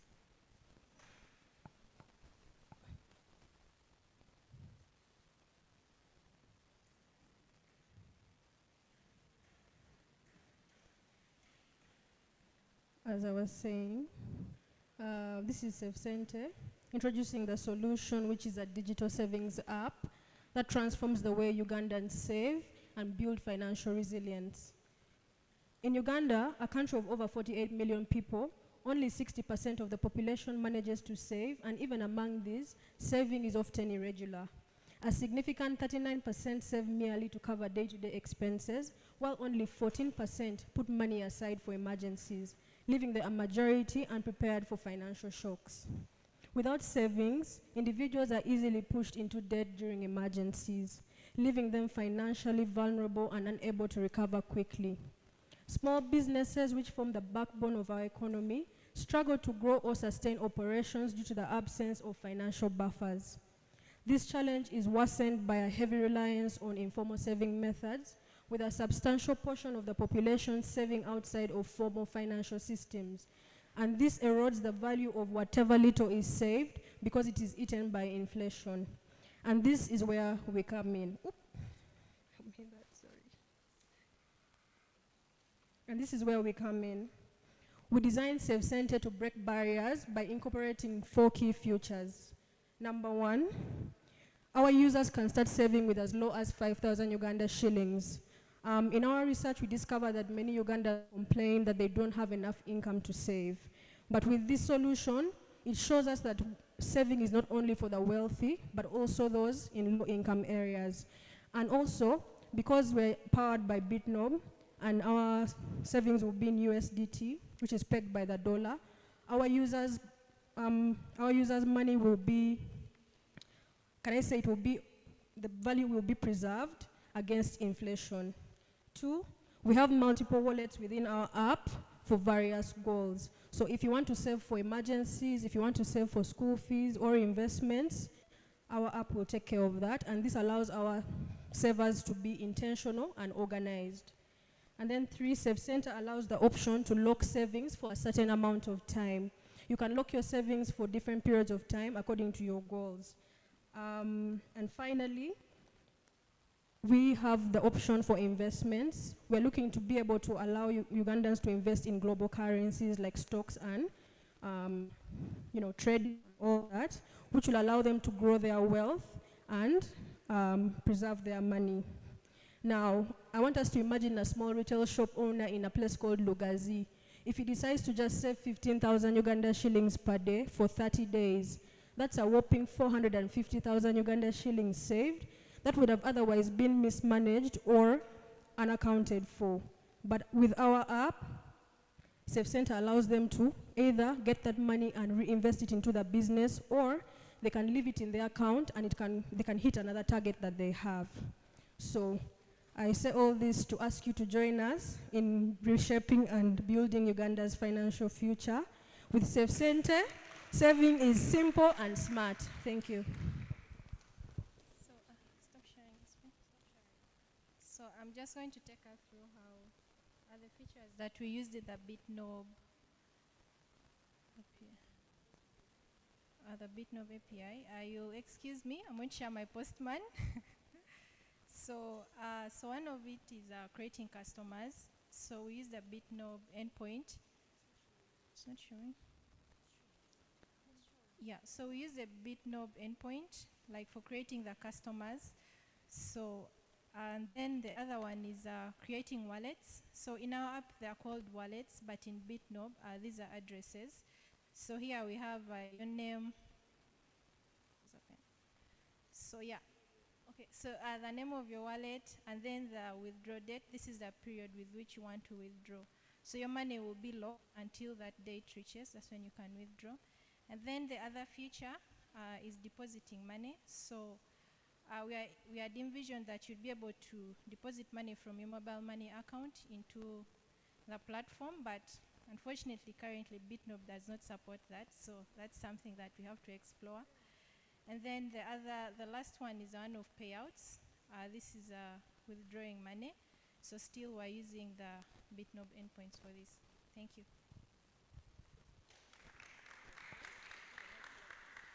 All right, question?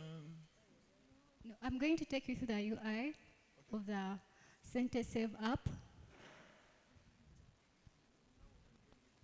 Please, you have less than 3 minutes.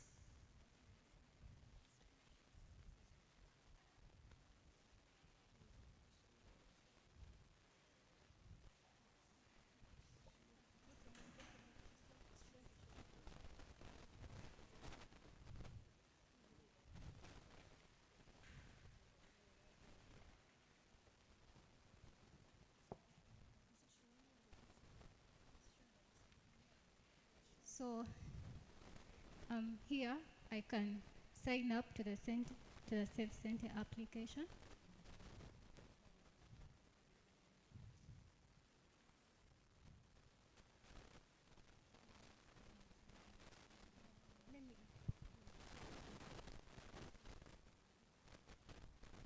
So she's trying to log in. This is our sign up screen. She's signing up on Save Center. You're prompted to log in with your first name, last name, email, and your phone number. Create a password, and we have to agree to the terms of service of the application.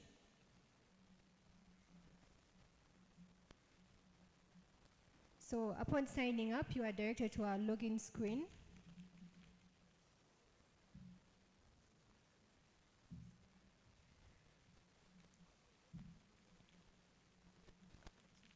And here is our home screen.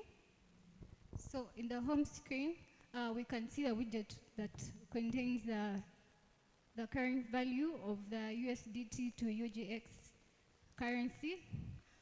You can have an overview of the recent transactions, the balance.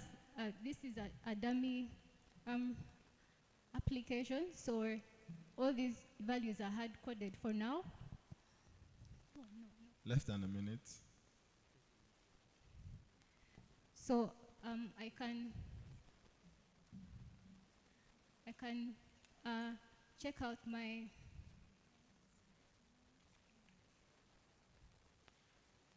I can deposit to wallet. I can withdraw from wallet, and I can also create a wallet. I can decide whether it's going to be locked or I'm going to have direct access to it. I can name it, and then I determine the withdrawal period. So when I create the wallet, it gets displayed in the wallet dashboard.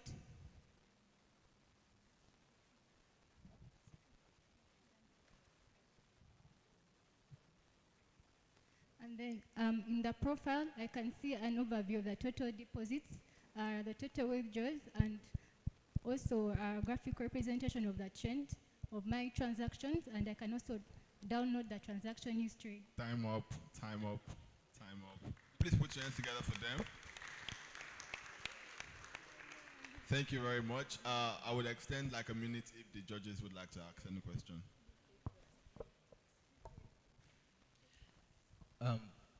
Well done. Can we see the wallet again?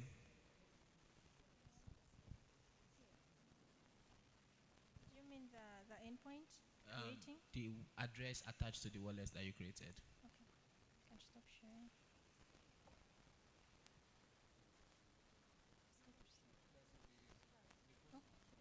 Oh, the postman. Yeah, for me. So, yeah, are you? So I hope you can see my screen. So the address details. So this is information that is coming from Bitnob, and then the other information above the name, the ID, that's from our database. So the address details are from Bitnob. Is it just USDT wallet I can create? Yeah, for now it's USDT. Okay, fine. Yeah, that's all from me. Well done. Round of applause for them.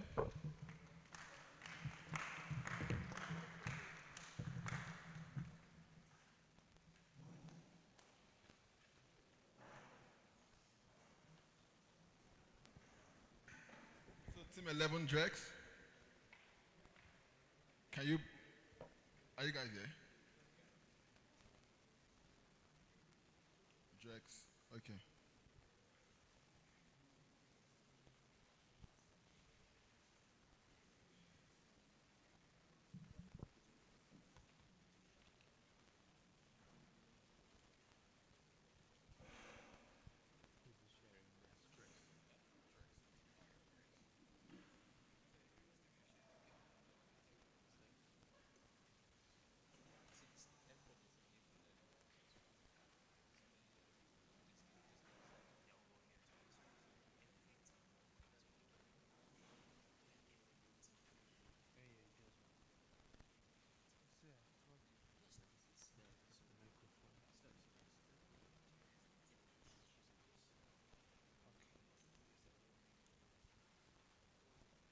Are you on? Hello. Yeah, good afternoon, everyone. Yeah, I'm here with Team Drex, and we are introducing a Saget AI power network. Our problems were Uganda's AI landscape faces significant hurdles, limiting innovation and access for local businesses and organizations. The reason why we came up with this system to solve some of those problems, and one of the problems is that high costs and less. Okay, how many of us are AI engineers who have tried to create models, AI models? Oh, so now I know we face the problem of computing power, right? So now with this solution, we are solving the problem of computing power and also the high costs for cloud computing. Cloud computing is very expensive. So we are also the cloud computing, and there is lack of infrastructure, there is lack of AI infrastructure, like for the local companies and all that, since AI is globally placed. So we are trying to come up with a solution that will solve that will solve AI modeling, whereby the computing power is shared. With that, I'm going to give it to my colleague to explain how our solution works. Hello, my name is Trevor, and I'm going to explain the solution.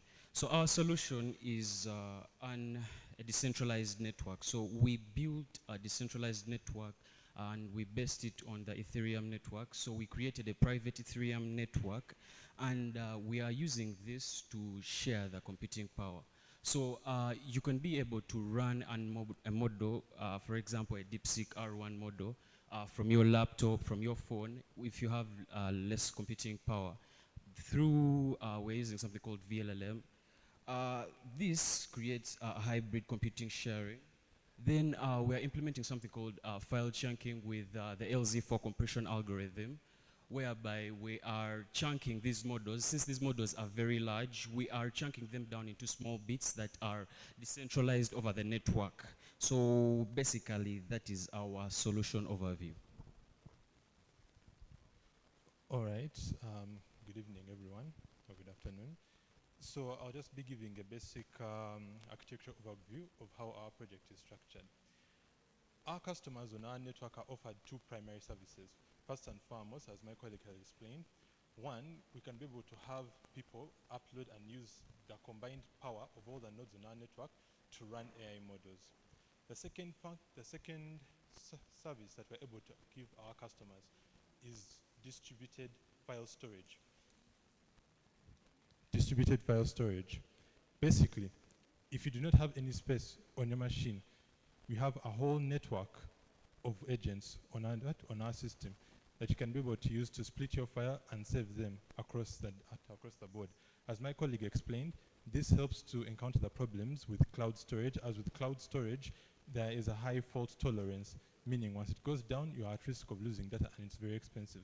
But with this approach, we offer a way for customers to be able to upload and get their files quick and easy. So how does Bitnob fit into all this? Bitnob is our payment backbone. Customers pay for this service on a monthly basis, and they pay according to how much storage that they have used on the network. So once the time for billing comes, an invoice is generated and sent to the customer. And it is done using Lightning. The invoice is generated, sent to the customer, and they pay using the convenience of their own Bitcoin wallet. We also use Bitnob to pay the agents that lend their computing power to the network. We do that using the Send Bitcoin API. And through this, we manage all of this using our dashboard. So later on, we'll give a short demo of how the user interacts with our platform to achieve all of this.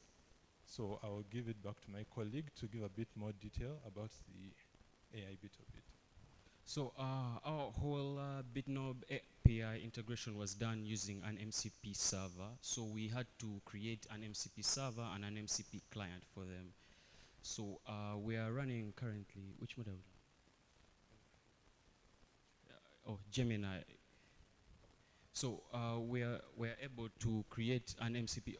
Anyone who does not know an MCP server, it's basically a standardized way of linking your APIs to AI. So we created one specifically for the Bitnob API to manage transactions and a few others that my friend is going to go over with. So the model itself is it's uploaded by the owner. So the smart contracts are only restrict the owner. So it's uploaded by the owner, and then it is chunked and sharded. So it could be like 2 MBs. So and split across all the nodes in the network. So I think my friend is going to go over the demo of it.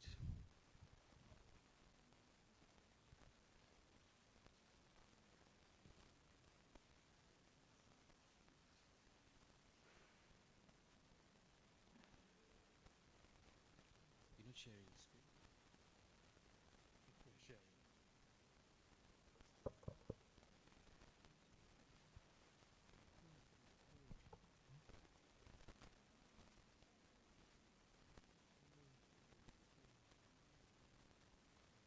So as he's loading the demo, maybe any questions?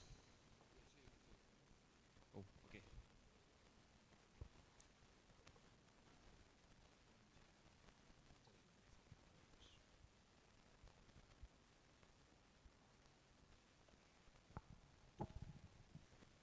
So while you guys are figuring out that part, I have a question. Yes. So you said you are centralizing the compute across different nodes. Yes. How does that work? So we are basing on the Ethereum network. So we checked out the Bitcoin core, and the Bitcoin core was kind of limited. So we are using Geth. So we are using Geth, and on top of that, for the model file storage, we are using IPFS, Interplanetary File System. So then the model, once it's uploaded, we're using VLLM. It's an inference engine, kind of like Olama, to serve to all the worker nodes. So we have 3 types of nodes. We have the bootstrap node, the one that serves it's for peer discovery. So it's kind of like a setup node. Then we have worker nodes. Then we have light nodes, the ones that usually run on the phone. Okay, thank you. All right.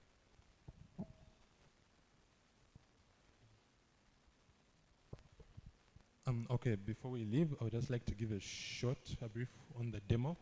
So this is our portal, as you can see here. This is the portal that we use for customers to be able to communicate with the MCP client.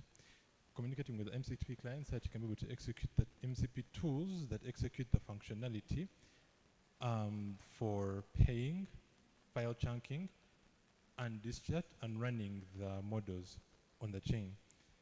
So basically, all a user has to do is to type a prompt and ask the client to do something. You can first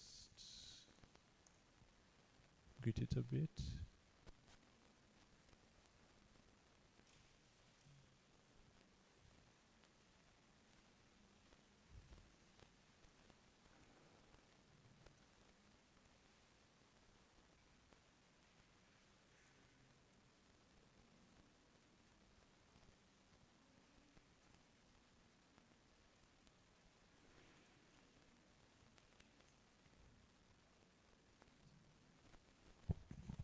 Less than a minute.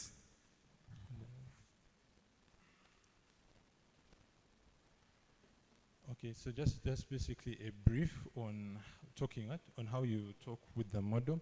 Currently, right now, it is not working as we intended, but this small window that I have displayed here is also used. That is where the users can be able to get an overview of how much space they've used, what files they've uploaded, and this data is what is used to bill our customers on a monthly basis. So basically, the more storage you use, the more that you build.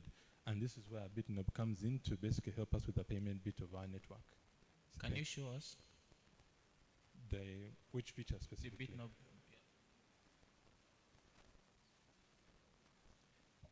I think we'd like to see where Bitnob API comes in.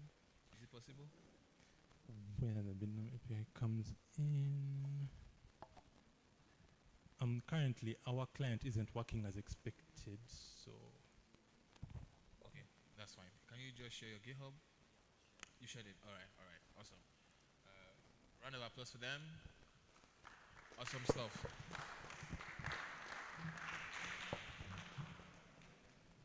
All right, can we have the next sim, please?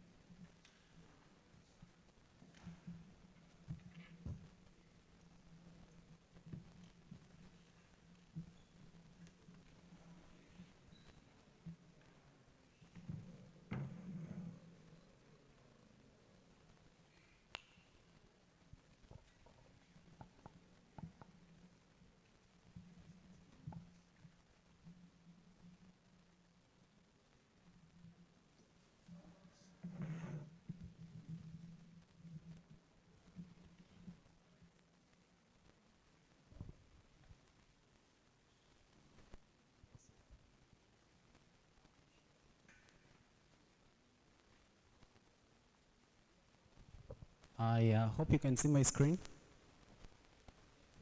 Yes, good evening everyone. My name, I'm Godwin Ofono. He's Hassan, and we are from Village Sako. Okay. So briefly talk about Village Sako. Village Sako is more of a saving system. This came from a problem statement whereby many people are actually having financial illiteracy, most especially when it comes to cross-border issues. A personal experience that I remember the first time I went to Kenya, I tried to buy a bottle of soda and I was charged really so highly. So this is where Village Circle comes in. So Village Circle is a system that caters for rural and all urban communities. As you can see on my screen there, it's everything you need for your modern finance, okay? So what our system maybe does, I'm going to make a brief description, is that our system is able to make you like transact safely. You can try to generate your virtual card, because many times you realize we are moving all over and we are trying to make transactions, and then sometimes we are cheated or what. But then when you have your virtual card, you can move like all over, and then you can buy things and all that, you make purchases and all that. Then we can also do transfers of cash, also to cater for the rural communities. Many times you find people have relatives working abroad, they have gone to do cheo, and sometimes the middlemen that go through when they want to, send the money back to Uganda, it's kind of high, and so they are charged highly. So this system caters for that. You can easily transfer cash, okay? Then of course you can swap cash as well. You can swap cash to BTC and all that, to US dollars, euros and all that. Then I think maybe we are working, of course, but we fear to merge our branches because we don't want to present and we have issues. So I'm going to pitch my demo and we see how the system is, okay? Hope my screen is still being shared.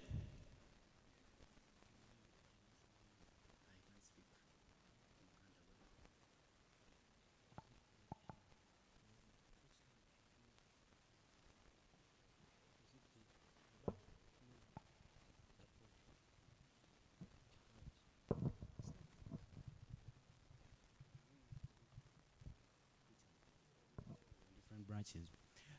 So I think there's a problem with the HDMI, but hope my screen is still clear on the what.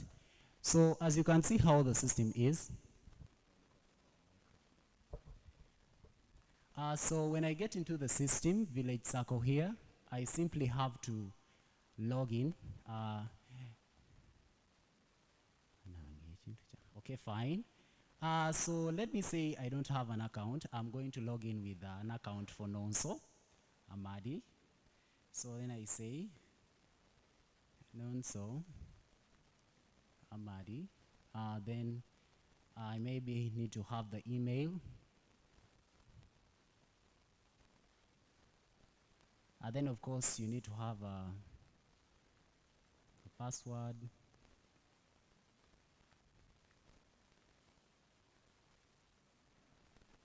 So this happens when he creates an account.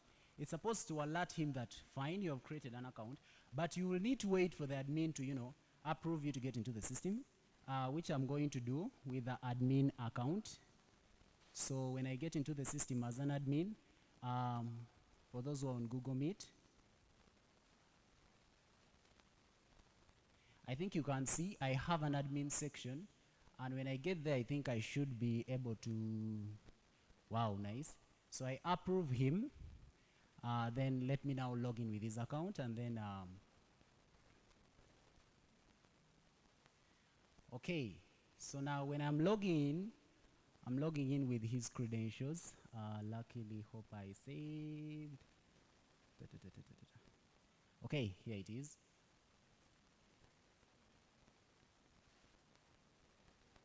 Very good. So when I get into the system, you can see here, I have the option to create a virtual card. I have the option to make savings in BTC. I have the options to transfer cash. I have the options also as well to make, swaps, okay? So when I get to, let me start with virtual cards. Maybe I can get to, when I come to virtual cards and then I say, create a new card, I'm able to take in my holder name.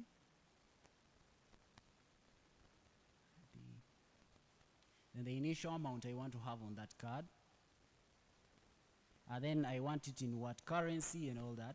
Then of course the card brand, I can have it on Visa or MasterCard. Then of course I create the card.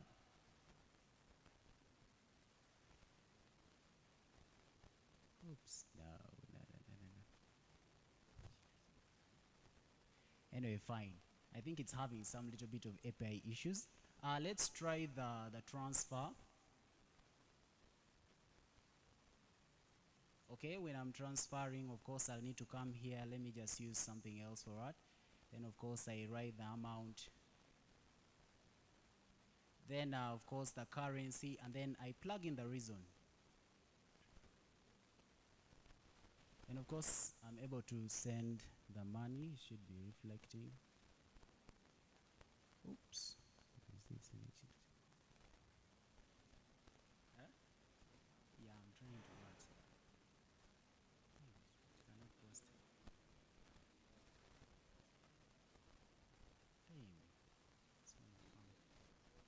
You have less than 3 minutes, please.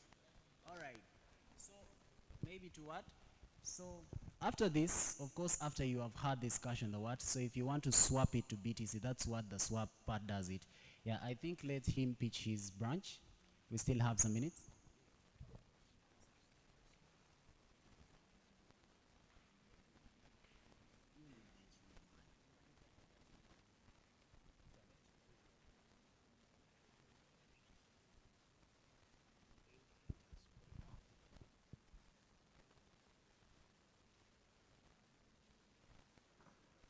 Well, I'm facing some issues with the internet. First, give me a minute.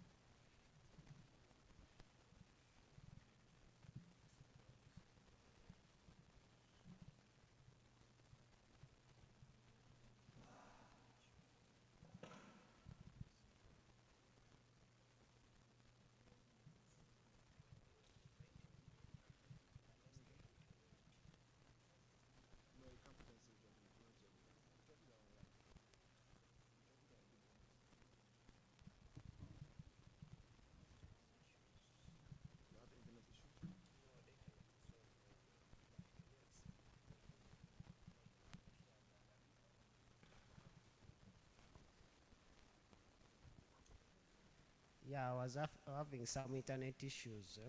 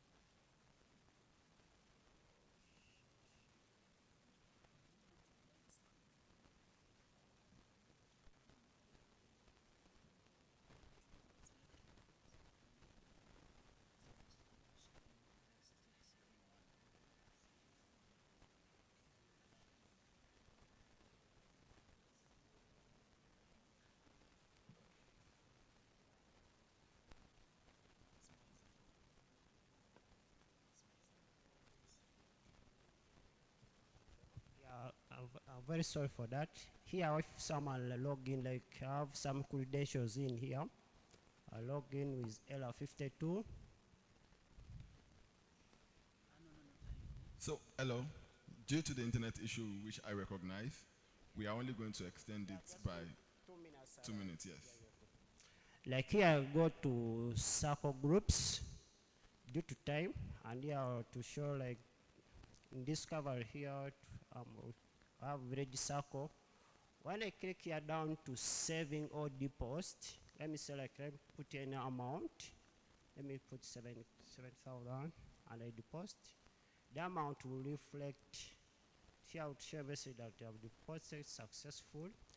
And here, let me say go to saving. Saving, I can add any amount. Let me say, against, and it also reflect. Yeah, like here you can see, like here, first deposit 70,000. Again, there's also saving. I can also withdraw the money. Let me say I can put 50,000.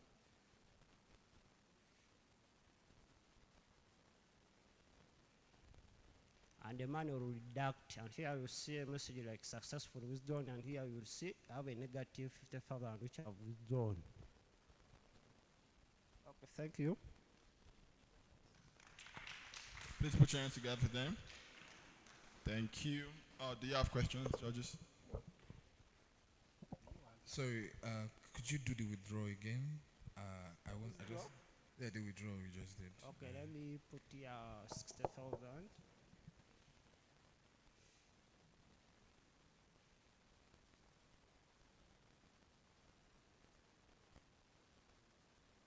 Okay, it's got to reflect.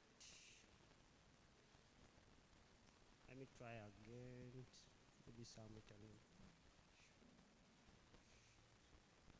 Like here, I have seen the message that withdrawn successful. Yeah, so where did you withdraw to? Yes? Where was the withdrawal? Where did the withdrawal happen to? Was it like a mobile money or? Like for right now, yeah, I've not integrated the mobile money, but the system is working on the Bitnob API. Okay. Wallet and transactions. Okay, just share your GitHub, let's say. Okay, Thank you very much. A round of applause for them.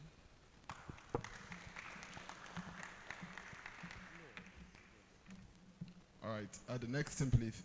Do we have the Smart Save team here? Can you please send your representative to come? One of you should come, please. Or the person that picked the time slots. What do you have? Who picks the time slots?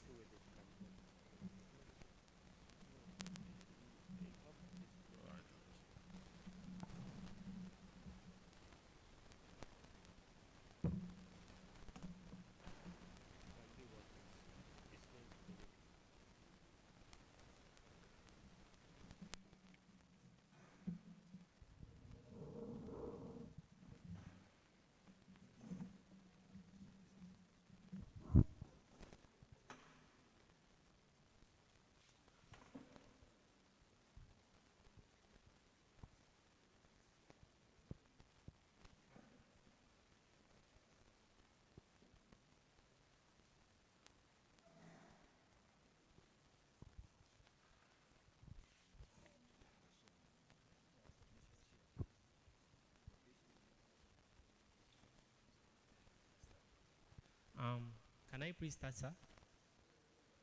Yeah. A good evening to everyone. Our group is called Zensu, and this is our innovation. We are coming up with a voucher-based micro-banking system which is targeting people in distributed areas.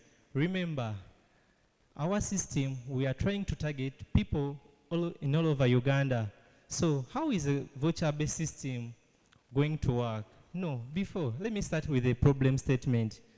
The problem statement is that we are trying to target the unbanked system and the underbanked population of Uganda. Remember, we have many people in Uganda, but from the last report from the Ministry of Finance shows that not more than 20% people in Uganda keep their money in bank.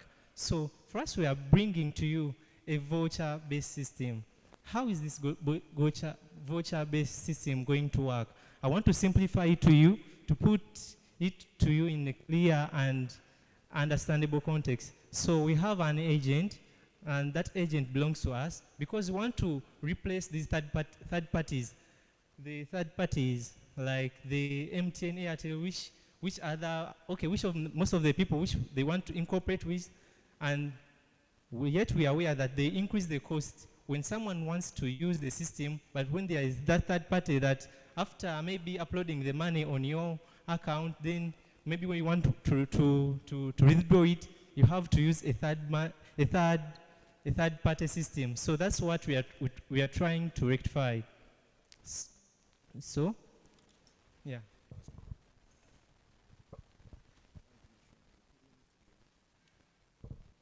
So, okay, as he had described, we're targeting people in rural areas, of course, who are underbanked and lack access to maybe mobile phones and internet mainly. So, of course, let me just take you through the demo right now because we only have.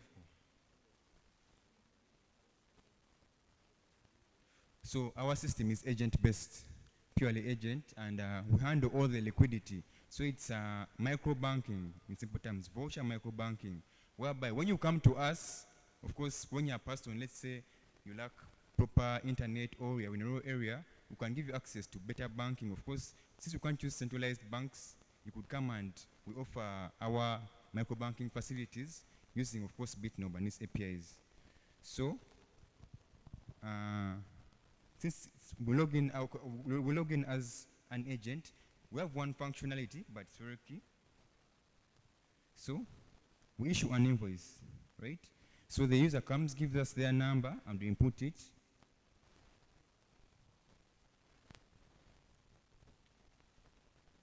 And the amount, then we issue.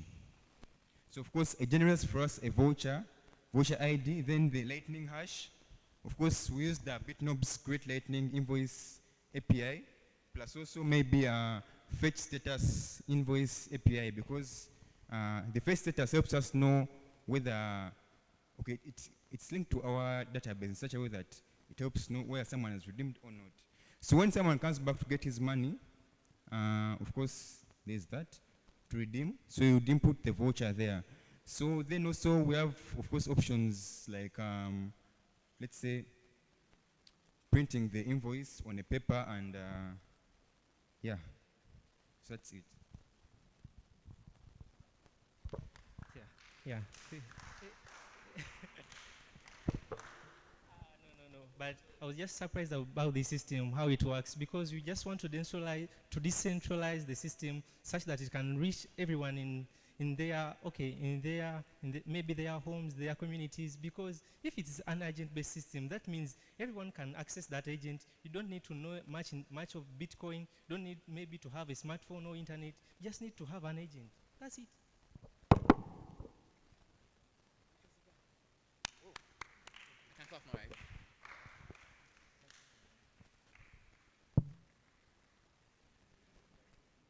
All right, great presentation, guys. Could you share your GitHub with us?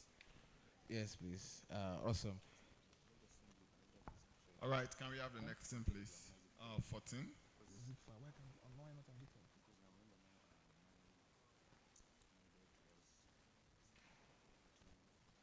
Nova swap.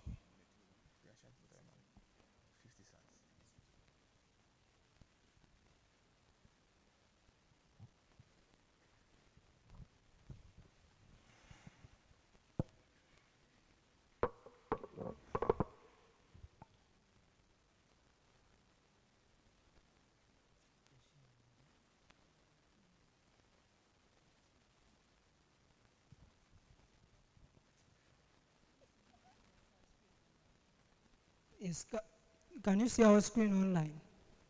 Okay. So this is group 14, and our solution is a Bitnob WooCommerce payment gateway. So I'll first go to the background. Today there are many businesses that are currently operating online, yet they have the potential to operate both offline and online.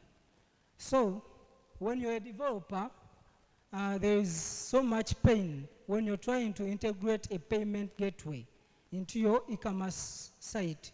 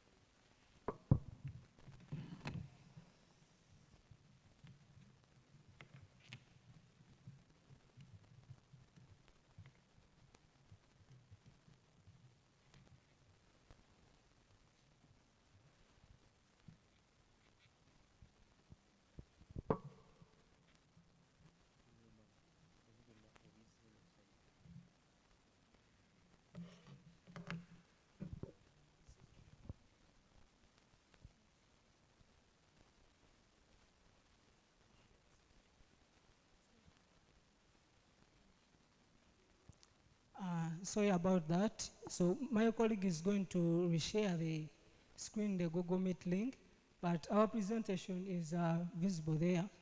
So the problem is customers are not having access to the available payments methods or systems with the current adoption of Bitcoin and stable coins. So our solution is we saw this problem that many websites or developers are developing their e-commerce systems, but they lack a payment gateway that can use Bitcoin or stable coins to check out the payments. So our solution is the WooCommerce Bitnob gateway that allows customers to check out things in their cart using the Bitcoin Lightning Network. So my colleague will pass through us into the demo and see how it works. Hi everyone, I'm Nakaiza Shamim, and I'm here to take us through the demo of the system. So as my colleague has demonstrated to you, as my colleague has demonstrated to you, our solution is a WooCommerce payment gateway that will be used by e-commerce sites. Like in case you have a WordPress site and you would like your clients to pay using Bitcoin, this solution is for you.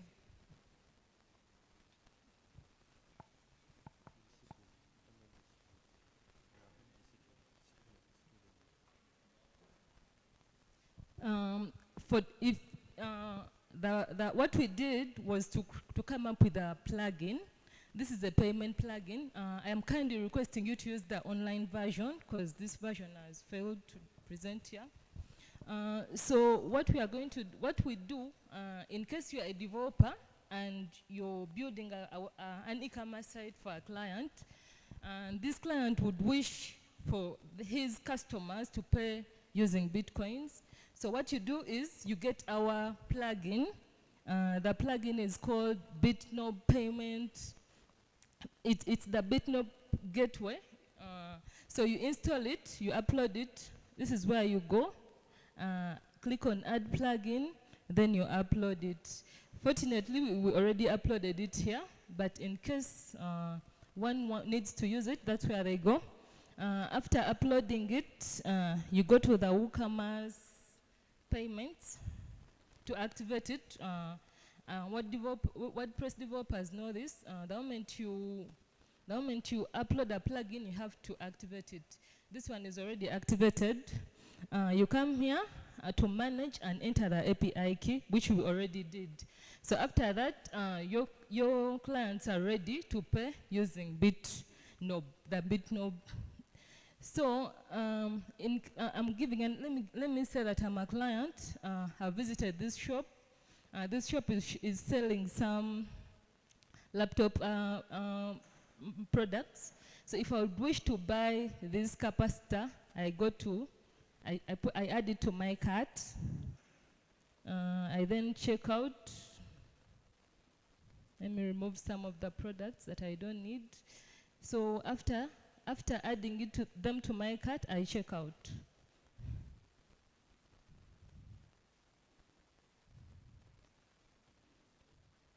So on checking out, I can pay using Bitnob. So this is our solution. This is the form, the payment form. At the moment, it's not yet proper, but in future, it will be like this part. You see the part which has payments.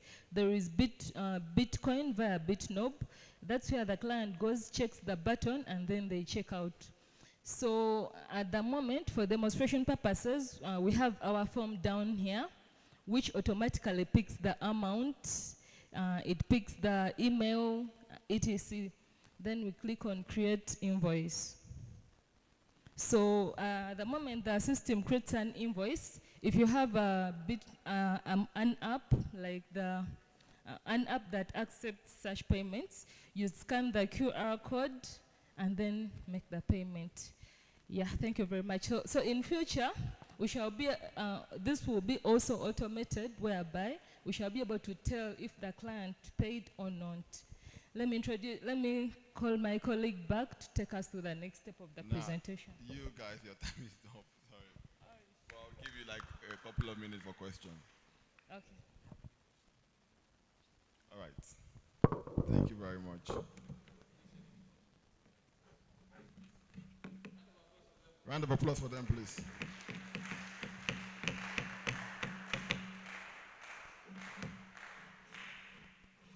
Next team, please. Can we have them?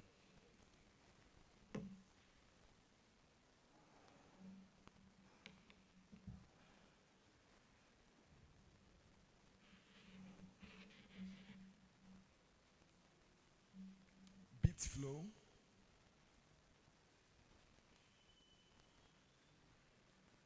It's the Korax team, yeah? Korax team. All right, so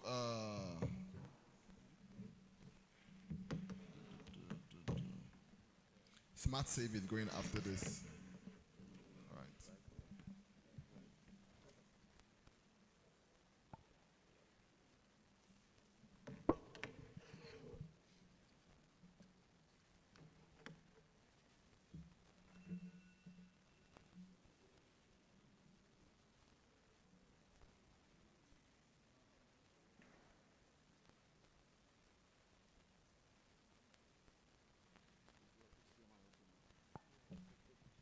Hello? Can the people who built the WooCommerce plugin stop sharing your screen, please?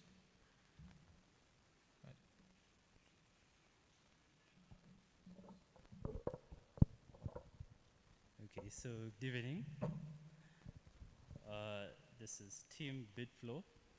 So we've seen a lot of interesting projects today, a lot of really brilliant ideas, and that has sort of been the inspiration behind this application that we built called Bitflow. How many times has lack of technical knowledge stopped you from publishing your brilliant idea? Throughout this bootcamp and hackathon, despite there being a lot of really interesting and beautiful ideas from a lot of people, we've noticed that most people, including us, have had a lot of trouble trying to integrate our applications with the Bitnob API, despite it being extensive, beautifully documented, but still, you'd have to go through pages and pages of documentation even before you have figured out what you're trying to build. So our application called Bitflow is a fork of a project called N8N that is a financial workflow, that's a data flow automation tool. So what we have done is customized it specifically for developers in the blockchain, because we believe that it's not just the customers that make the community of the blockchain or a Bitcoin blockchain or any financial structure. It's the developers. They're the cornerstone of these systems. So what we're trying to do is help the developers. We are for the developers. We work on the back end. We work on automating your financial workflows so that all you have to do is work on that pretty UI and getting that best user experience to your customers. I wish I could. This here is a minimal version of the implementation where there is a button to add a node, and a node is basically a cluster of code that sends a request. It can either send a request or perform custom code on any data you submit to it. So we have different nodes, some of them that you get from the project we forked from called N8N, and some custom ones that we built specifically for Bitnob developers. One of them is swap currency. So you do not need to go through the documentation and look for the right API for any given operation. You simply drag and drop the icon onto your canvas in your dashboard and execute it. So there are basically two types of nodes in our application. There is trigger nodes and action nodes. Trigger nodes trigger nodes have also different classifications. There is a webhook node that listens to. So there's a webhook, okay. Yes, so we have different kinds of nodes. There's webhook nodes. There's a form field node that listens to a form submission. So you don't even need to worry about if it has already been documented what form fields and what data needs to be sent to a particular API. All you need to do is just open our application, pick the node that needs to do that, copy the link of the node, paste it into your HTML form, and all your user has to do is press a button and submit the form. So we are building for developers because we love developers, we love the community, and we are part of the community.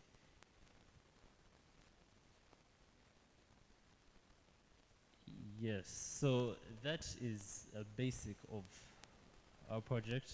Any questions?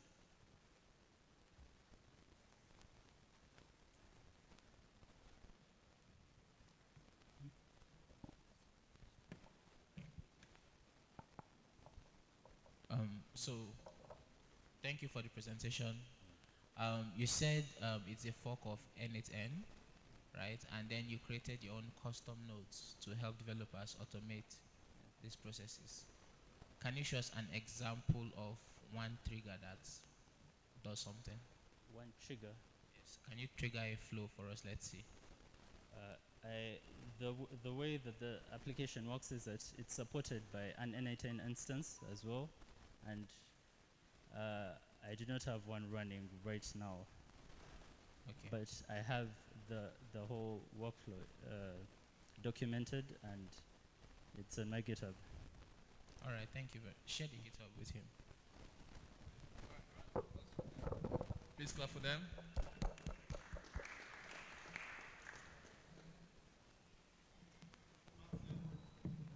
Smart Save.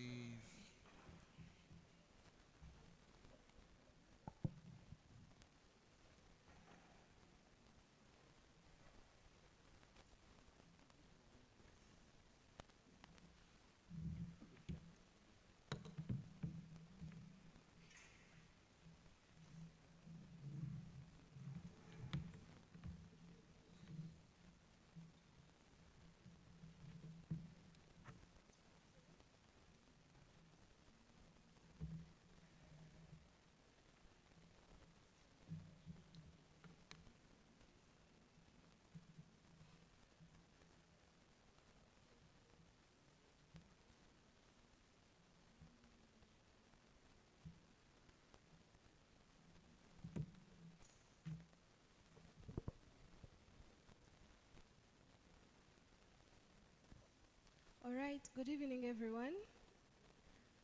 Well, our innovation is called Smart Save. So basically, Smart Save, I hope everyone can see the screen. So basically, Smart Save is an application that delivers to you 3 services through one package. So instead of having to dive from one application to another application, we decided to deliver 3 services to people through one application. So number 1, our application allows the users to save, and you save smartly. You don't just save for the sake of saving. So we have designed a friendly interface that helps you to set a goal as to why you're saving. And also, as much as you save, you're in position to receive loans. So the more you save into this application, the more your loan score goes high. And also, you're in position to retain the value of the money you are saving. Because of what use is it to save money if it has no value or its value is unstable? So basically, as you can see from our vision, We save strongly, we borrow smart, and we are escaping inflation. So the reason why we came up with this innovation, among the problems we saw value loss. Like I can say here in Uganda, the currency really has low value. So with this application, you're in position to save your money either in Bitcoin or USDT or local currency. It is up to you, your local currency. But the advantage of you saving with that is that you retain the value. Because it's pointless for me to keep on working and the money I receive has no value. And also we notice that there is limited access to saving places and also unreliable systems. In Uganda we have what they call circles, whereby one person collects money, you give the person that money, and at the end you can all pick it from that person, but sometimes you're found in a scenario of fraud. The person goes with your money. So with this system, everything is secure. So the solution we bring to the table is you're in position to save individually or in groups. It's not a must that you save in a group. You can also save via mobile app. For those who are in the village or don't have access to internet, you have USSD. You can also spend globally using a virtual USD card. You can choose how you want to save your money, and then you can borrow based on your saving.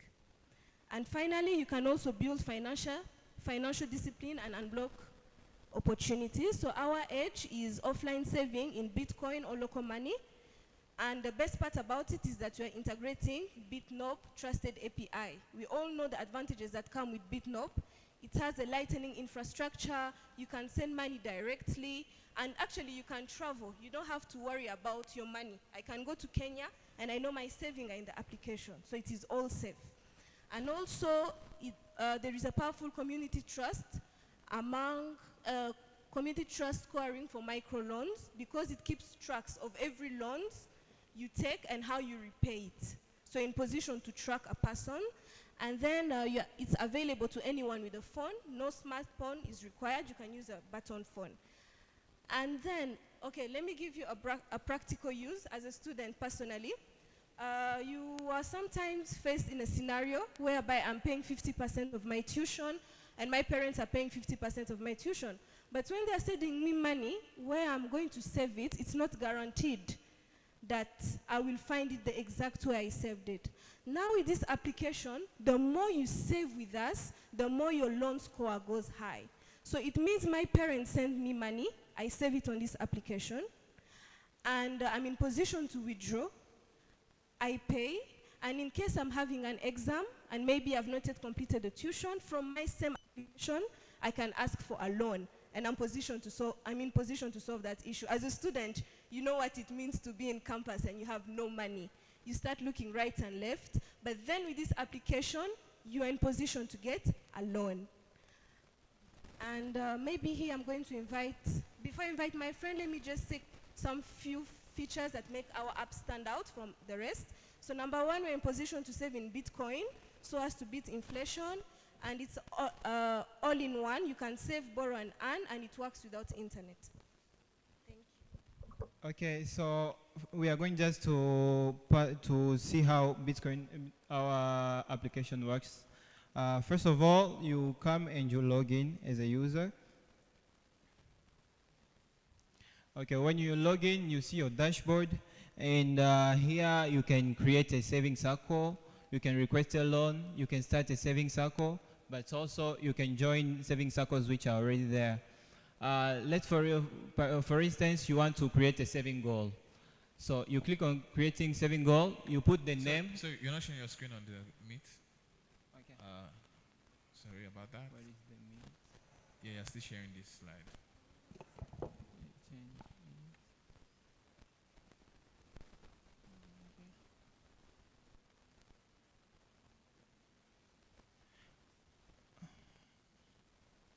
Okay.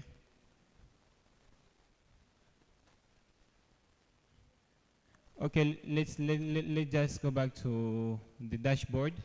Here, this is the dashboard of the user. So when you enter, you can see where you can create a saving goal.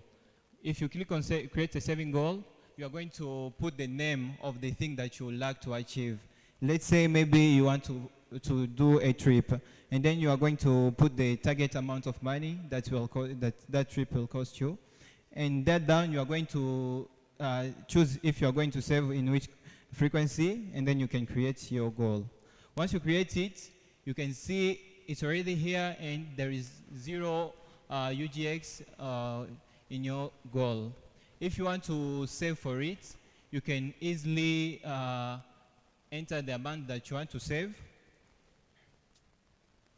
And when you deposit, the application will already tell you you are at which percentage of your goal, and also it tells you that the status of your saving is completed. One thing that we know that it's a challenge. Sometimes when we want to save a loan, you reach in a point where you want to take that money even before you reach your goal. So to prevent that, we have set a setting where if you want to withdraw your money before you reach your goal, then the withdrawal charge is going to be 3 times higher. So it is a way of just telling you not to withdraw your money until you reach the end. And then why we have said it's smart, because every time that you need to save, it reminds you, it tells you even the next saving date, but also when that date reaches, it tells you it's the date to save. Are you going to save? You can say yes, and then you deposit it for saving. Okay, that is just one feature. Let's just go quickly because we have a lot of features. There is request a loan. You can request a loan. Sorry, please. Can you just demo the feature where Bitnob comes in? So actually, Bitnob, it's even at the center of everything here, because every transaction, it is through the Bitnob API. Let it be for saving, let it be for withdrawing, everything, it is with the Bitnob API. Yeah. However, we have not yet fully integrated the API, so we are just working to demonstrate you how it works. Yeah. So you can request a loan. When you request a loan, you can enter the amount of money that you want to request, and also you write the purpose of that loan. You just write any purpose, then you submit your request. When you submit your request, it is going to go to the admin, and an admin can also, let's just show that one maybe. The admin can, okay. So here is the dashboard of the admin. When the admin comes in, he sees the pending loans, total loans, and everything. You go to manage loans, and he will see that there is John the Baptist who has asked for a loan. It is pending, and the purpose is there. The admin can approve the loan, and after approving, can disburse the money. Once disbursed, already in the accounts of the user, the money will be already sent there. So apart from that, you can also join now a savings circle. That one will be even better for the people who earn small, but they want to start something. So they can come in a group, and they start saving together. And at a certain frequency, they'll be giving the whole money to someone so that they can start investing something. And here you can see the loans for that user. It's already approved. The status in his dashboard. Yeah. Time up, please. Please put your hands together for them. Thank you. All right. Thank you very much. And with that, we've come to the end of today's presentation. Please put your hands together for yourself. For all of the team that has presented, for all the time you spent, trying to work together as a team and bringing your ideas together. We have finally come to the end of the demo. So in the next couple of minutes, the judges would work together to be able to collate the result, and we'll do the announcement. However, before that, I think everybody is a winner. Like we promised, because of the level of knowledge you've learned and the level of network you've been able to share, I really believe that you've been able to learn one or two things from this event. This is not just one of those events where you come into just for the paparazzi and you leave without having to learn anything. And we really want to appreciate that, and that is why we've decided to give everybody who has participated in this program, both the training and the hackathon, like a certificate, so that you can use this whenever you are applying for a job to show you've gone through Bitcoin and USDT infrastructure. George, can you please come with the certificate?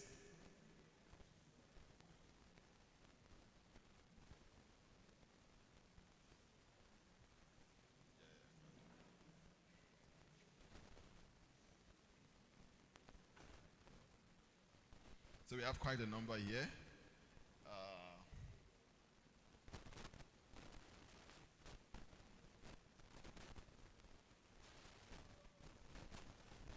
So Josh will call the name. I don't want to murder anybody's name. Then I'll just present the certificates.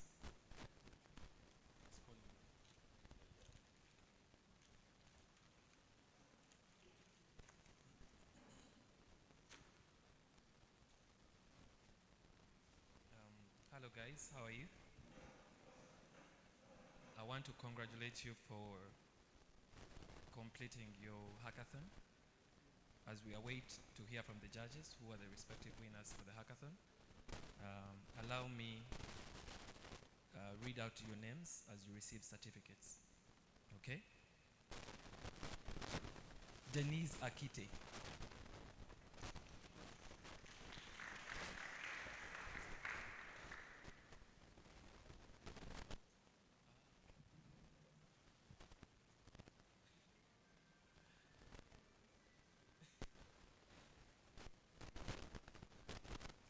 Kizigambakwe Ibrahim.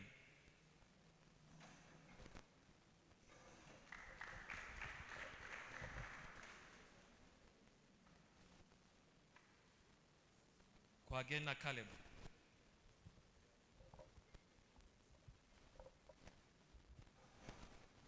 Sagalamak. Sagalamak. Isaac Atweta. Katende Kapuku.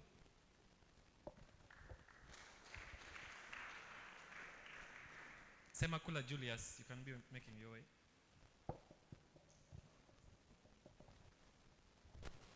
Ivan Jacobobo.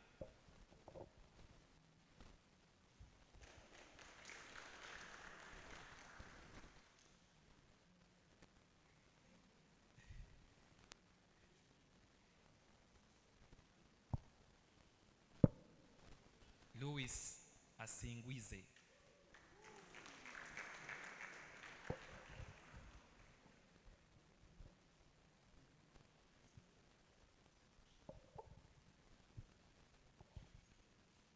Kwanyi Ateng. Kule Expedito. Kule. Lamwak Docas. Charles Kamoga. Bisingwizo Angelo. Wambale. Dan David Pegewa.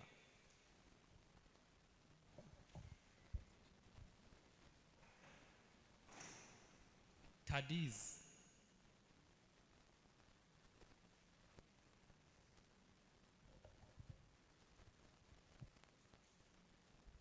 Chalangat Joshua.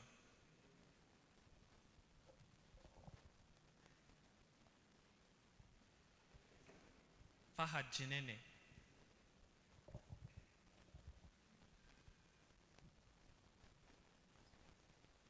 Fahad Chinene is not here.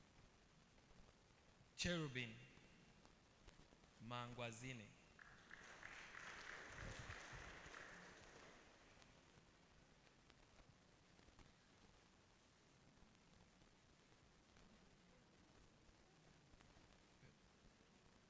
Chuzuzo Shalik.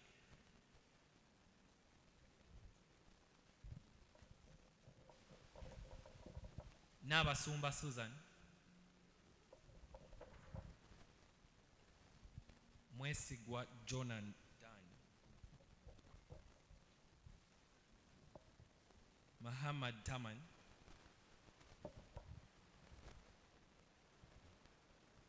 Markmot Johnson, Mabala Brian,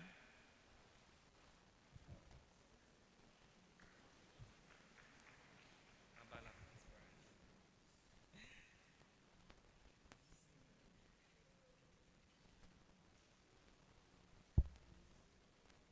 Nabasirie, Phineas, Aaron Hailu,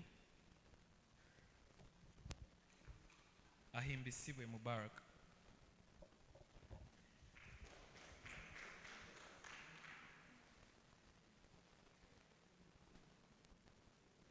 Umar Najib,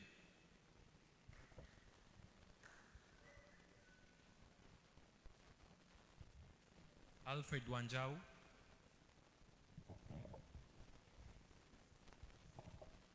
Mary Ajay,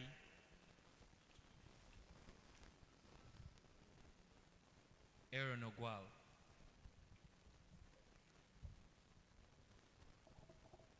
Mary Magdalene Achero,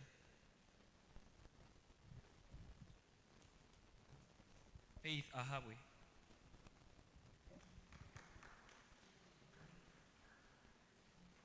Amatu Highway.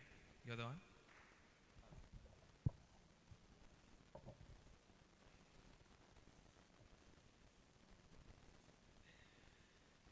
Ronald O'Mara. Are you here? Namubiru Rose. David Kaima. Emmanuel Wele. There he comes.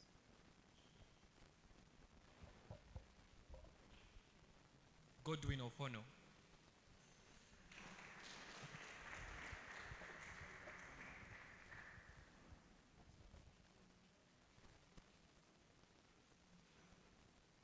Mariam Wambui, can as well be coming.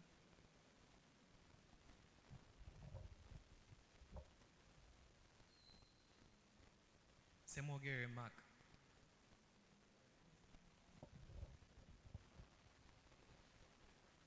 Edgar Mokaya.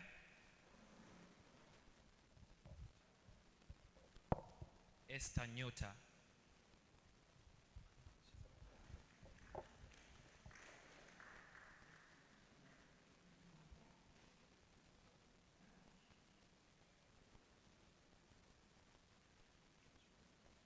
James Dricho.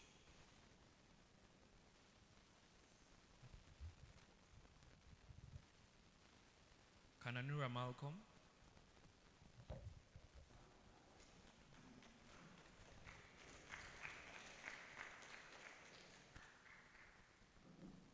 Johansen.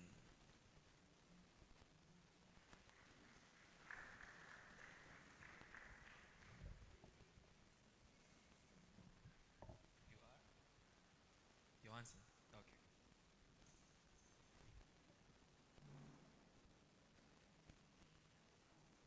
Joy Ogondu Osai.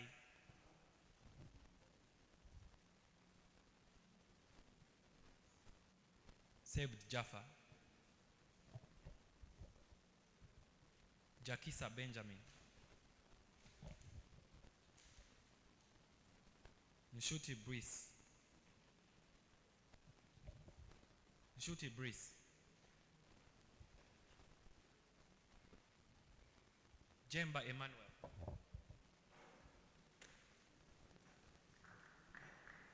Jemba.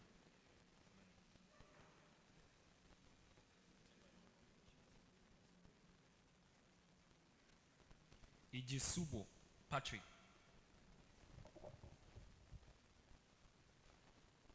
George Semfuma.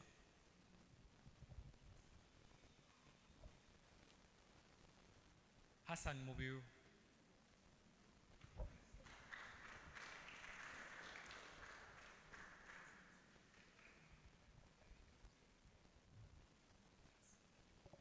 Cassie Daniel.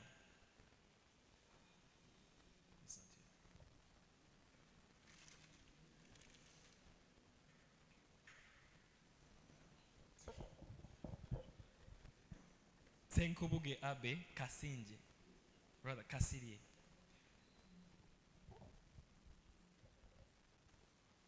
Tusime Angel. Tugume Keith.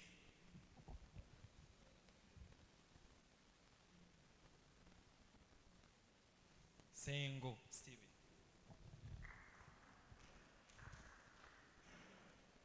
Najuma Diana.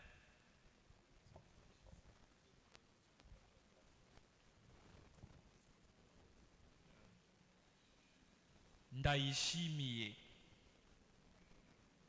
Biembunu.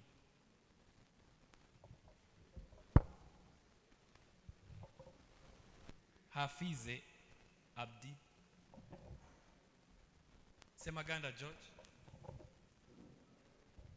Brian Musasizi. Betiel.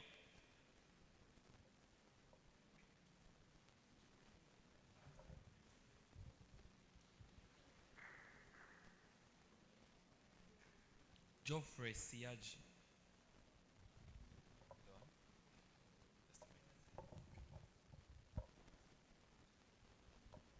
Atkwase Abet. Agatha Faith Anyago.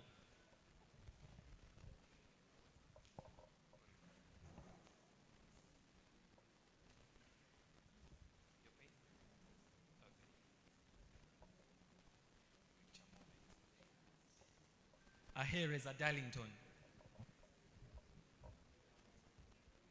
Nelson Mandela. Benjamin Wakida. Aisha Kazi Joslin.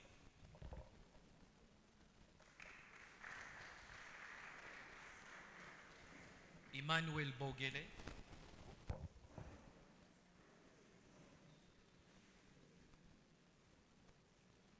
Esther Pekabanga. Esther Pekabanga.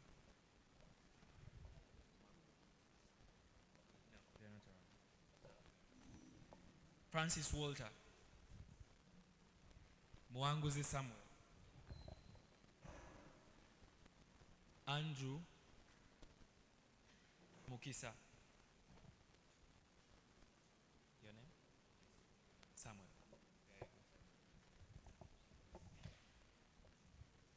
Mwanguzi Ivan Jovan. Mugisha Alex. Muchibi Michael. Anita Nansalire.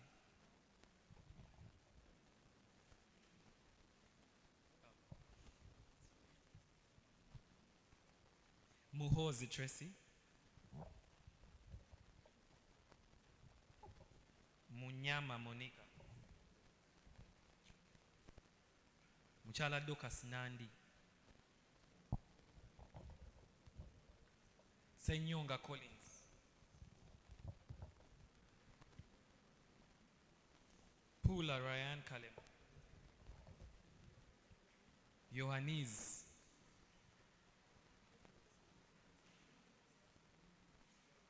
Emmanuel.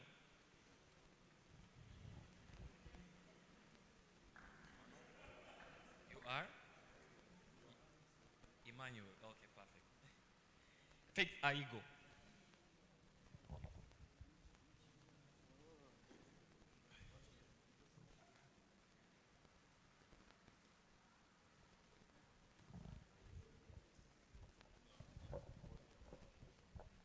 Faith.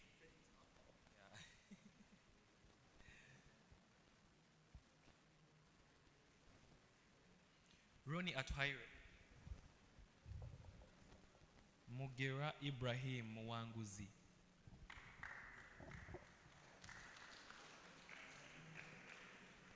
Geoffrey Alexander. Atuhaire Stewart. Asasira Arthur.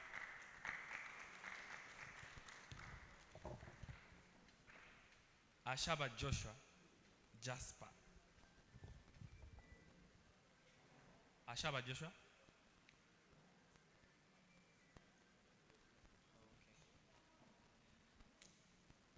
Mark Rifunye. Namadidi Idi. Davia Rukahobatinya.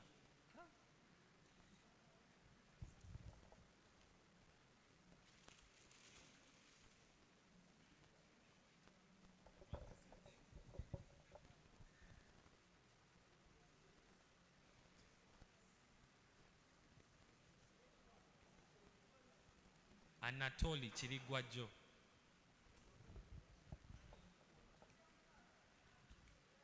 Asinja Andrew. Mayumba Wabwire. Masanda Ivan.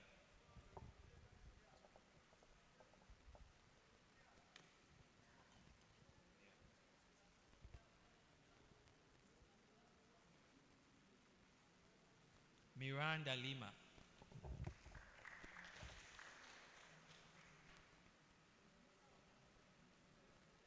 Alvin Johnson.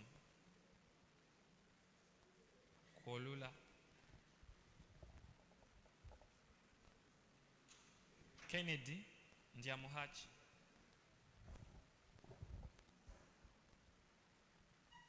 Aliho Gilbert. Aloysius Mohereza. Faith Ahawe.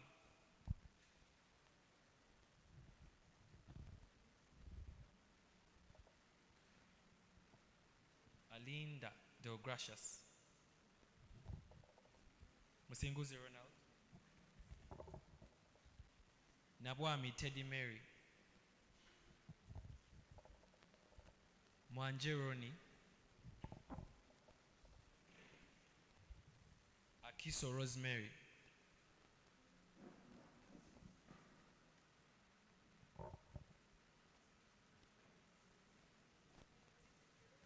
Akiro, sorry.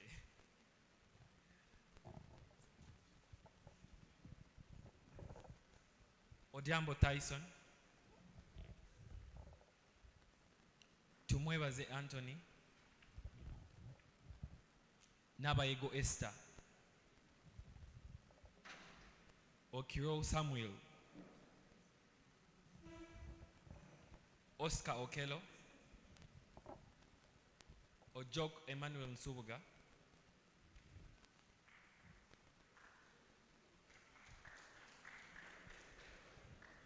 Ojok? Okay. Daniel Masi. Niwenye Siga.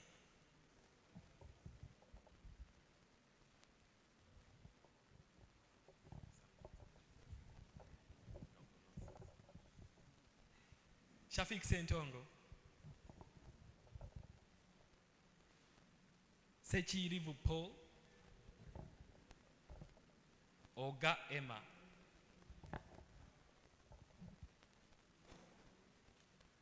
Sechanzi Jackson. Ola Atif. Ola.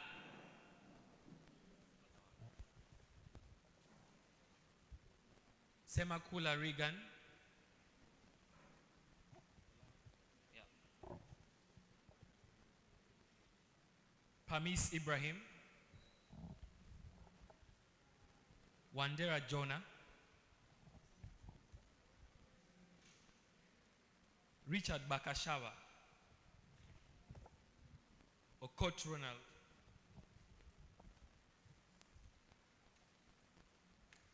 Naluyimba Elizabeth. Knowledge Benjamin.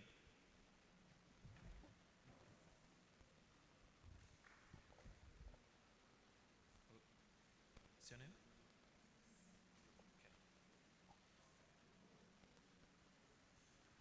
Okay. Bulaya Glody,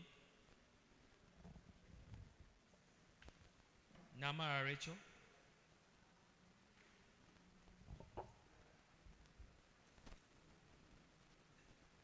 Furaha Vanessa,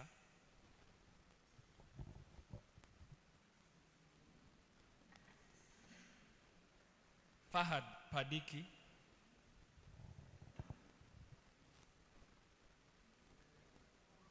Masimango,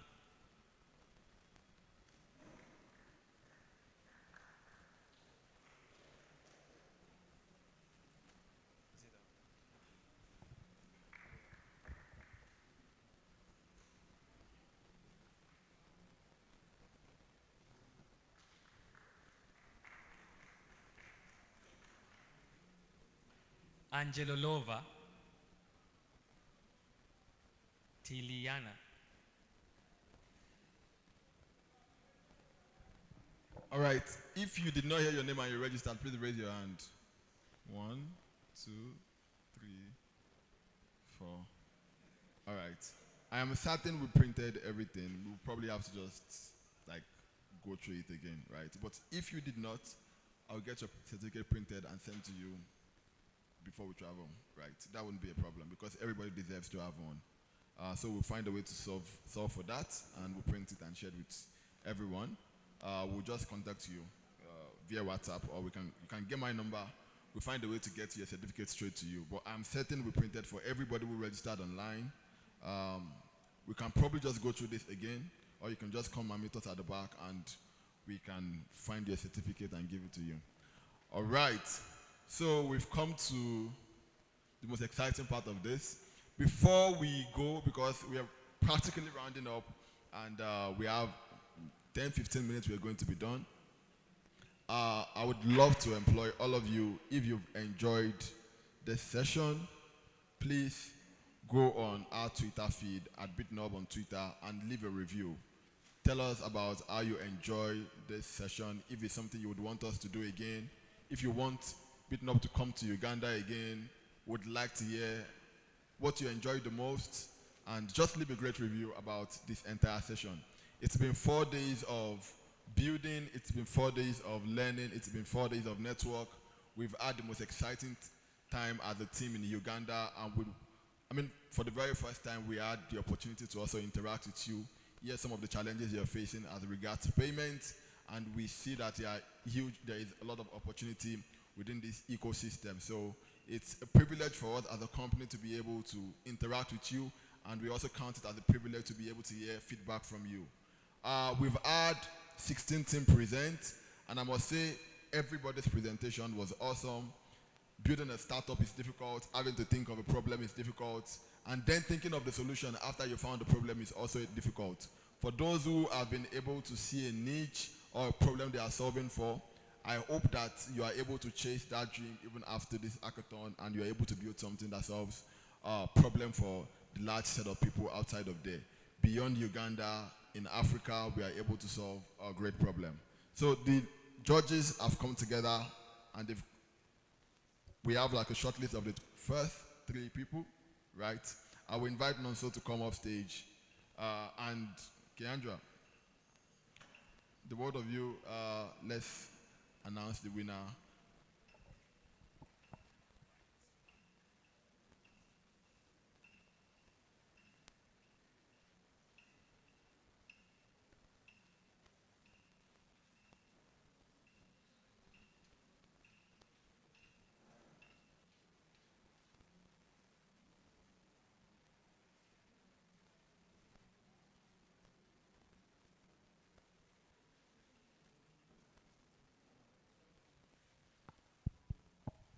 All right, guys. Good afternoon or good evening. Like Damia said, it's been an awesome 4 weeks with everyone. We've enjoyed ourselves. We've also enjoyed everything you guys have built. Kudos to the entire 17 guys that got to present here today. We really appreciated every idea, every experiment. They were fantastic. If it was up to me, I would have loved to given everybody the entire prize money, right? But like we announced earlier, one of the criteria we are looking for entire hackathon was, first, you were solving a common problem, maybe the one that faced you personally, or the one that faced everyone here in Uganda. Second, you find a way to integrate Bitnob API into your solutions. Third, that particular idea has room for growth. Maybe something you can scale, make money with it, something you could improve across board. And the fourth requirement was, because it's a development bootcamp here in Uganda, we are actually considering those who are in Uganda. So for those who submitted who are outside Uganda, sorry about that, but we are actually considering Ugandans. I mean, it's only fair that those who are in the country get to benefit from it. So without further ado, we'd like to announce the winners. We'll be starting from the second runner-up. But before I go to announce the second runner-up, okay, wait, let me announce the second runner-up. So there were 5 good projects we saw that we liked, that fit into those criteria, 5 fantastic projects, but we only have slots for 3, right? So we'll be announcing the second runner-up. The second runner-up is Mpola Pay. Please give a round of applause for them.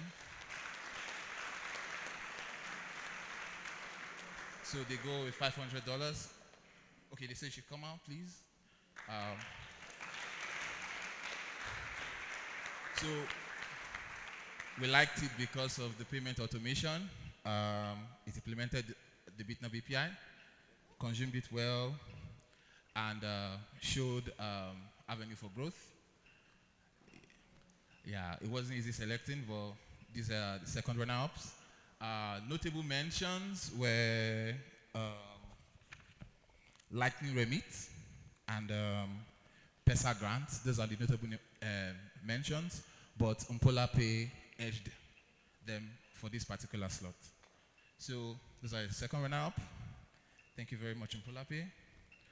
Also, there was also one notable mention too, but that project, the reason why we didn't consider it was that person isn't in Uganda at the moment. I think that was Zelle. Yeah, it was a Bitcoin bot. It was a fantastic idea. Well, we are constantly considering those in Uganda. So, Mpola Pay, thank you very much. Go home with $500.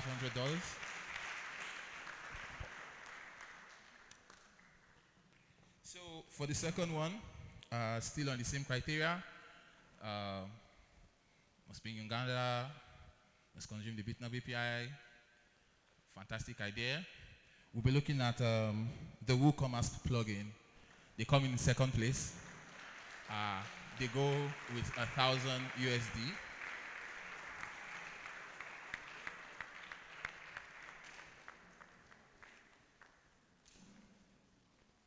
Well done, guys. Awesome, awesome, awesome. Yeah.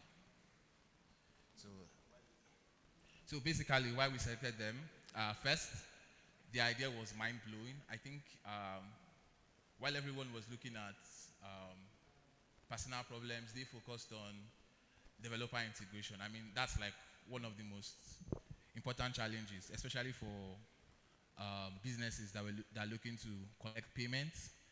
They were able to showcase that you're able to do that in their local currency, and they're able to tie it into Lightning. And it's like an installation package. So anyone who's on WooCommerce, they can easily just download and install and apply on their website. That's fantastic. It's something Bitnob doesn't have, actually. So that was like mind-blowing. Not gonna deny, mind-blowing. And the demo worked, so we liked it very much. We liked it very much. Well done, guys. Well done, Congratulations, guys. So $1,000.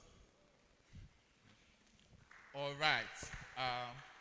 So for the winner of the hackathon, I don't know, Keandra, would you like to? Okay. Keandra is shy. So for the winner of the hackathon, Safe Center are the winner. This is the moment where we run the world, girls. So yeah, these are your winners. So why did we choose Safe Center?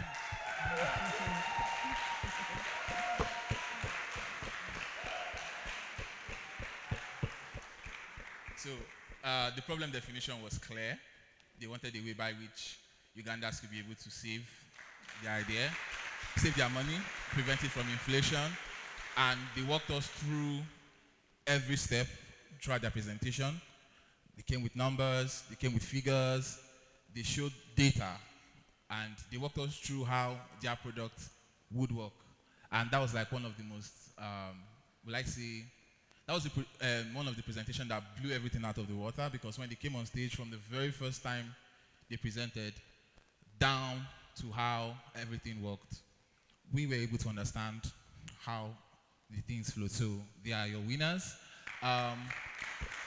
They integrated the Bitnob API, consumed it well, showcased different aspects of the API. Even though the front end, they weren't able to connect it, I'm guessing it's because of time, but we're able to see workings on the back end from end to end on how it flows, and that was one of the main reasons why we selected them as the winners. So congratulations, thank you all. You go home with 1,500 USD. I don't know why Dami didn't print your check. We are sorry about that. But yeah, Dami, take care. All right. From here. Thank you very much, Nonso, and big shout out to the winners. I think everybody is the winner if you've been able to learn a thing or two, or you can get like direct feedback on what you've done, then consider yourself a winner. There is so much more opportunity. I do not think that you should kill that project because you did not win. If you believe it solves a real problem and it can scale, I think you should go further, go deeper, and build something that solves a real African problem. We've come to the end of the 4 days developer bootcamp in Uganda. We flew all the way from Nigeria to be able to have this intimate and exciting time with you guys. It's been excellent reception from you. We've seen that there is a huge opportunity for the ecosystem here, and we believe that if we've been able to sow a seed in the life of everybody, there is a huge opportunity for the Uganda ecosystem to be one of the biggest in Africa and probably the world. So you are known as the most entrepreneurial nation in Africa, right? So go ahead, build, solve problem, and we connect again. If you're not following Bitnob on any of our social media platform, please, this is a great time for you to follow us. Instagram, TikTok, subscribe to our YouTube channel. We hope to leave this open, so the community is going to be open for a very long time. We also want to get feedback. This is not going to be the end of Bitnob in Uganda. Like I said earlier, if you are hosting any tech university event, please reach out to me. We would like to scale our product here in Uganda, and we would like to also, relate a lot more with the developer ecosystem and the founder ecosystem in Uganda. Thank you so much for having us. We hope to see you again.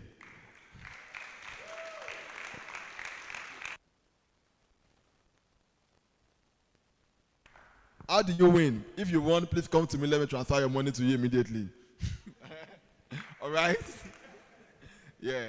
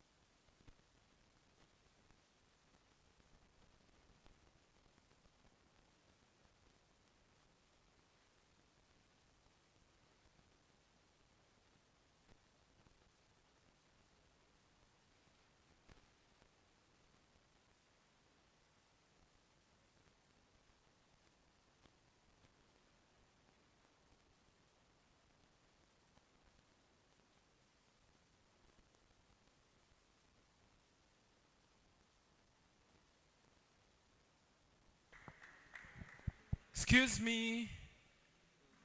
We have an announcement to make before you leave. Agasha, come through. Hi guys. Thank you for being part of this wonderful workshop. I'm Jemima.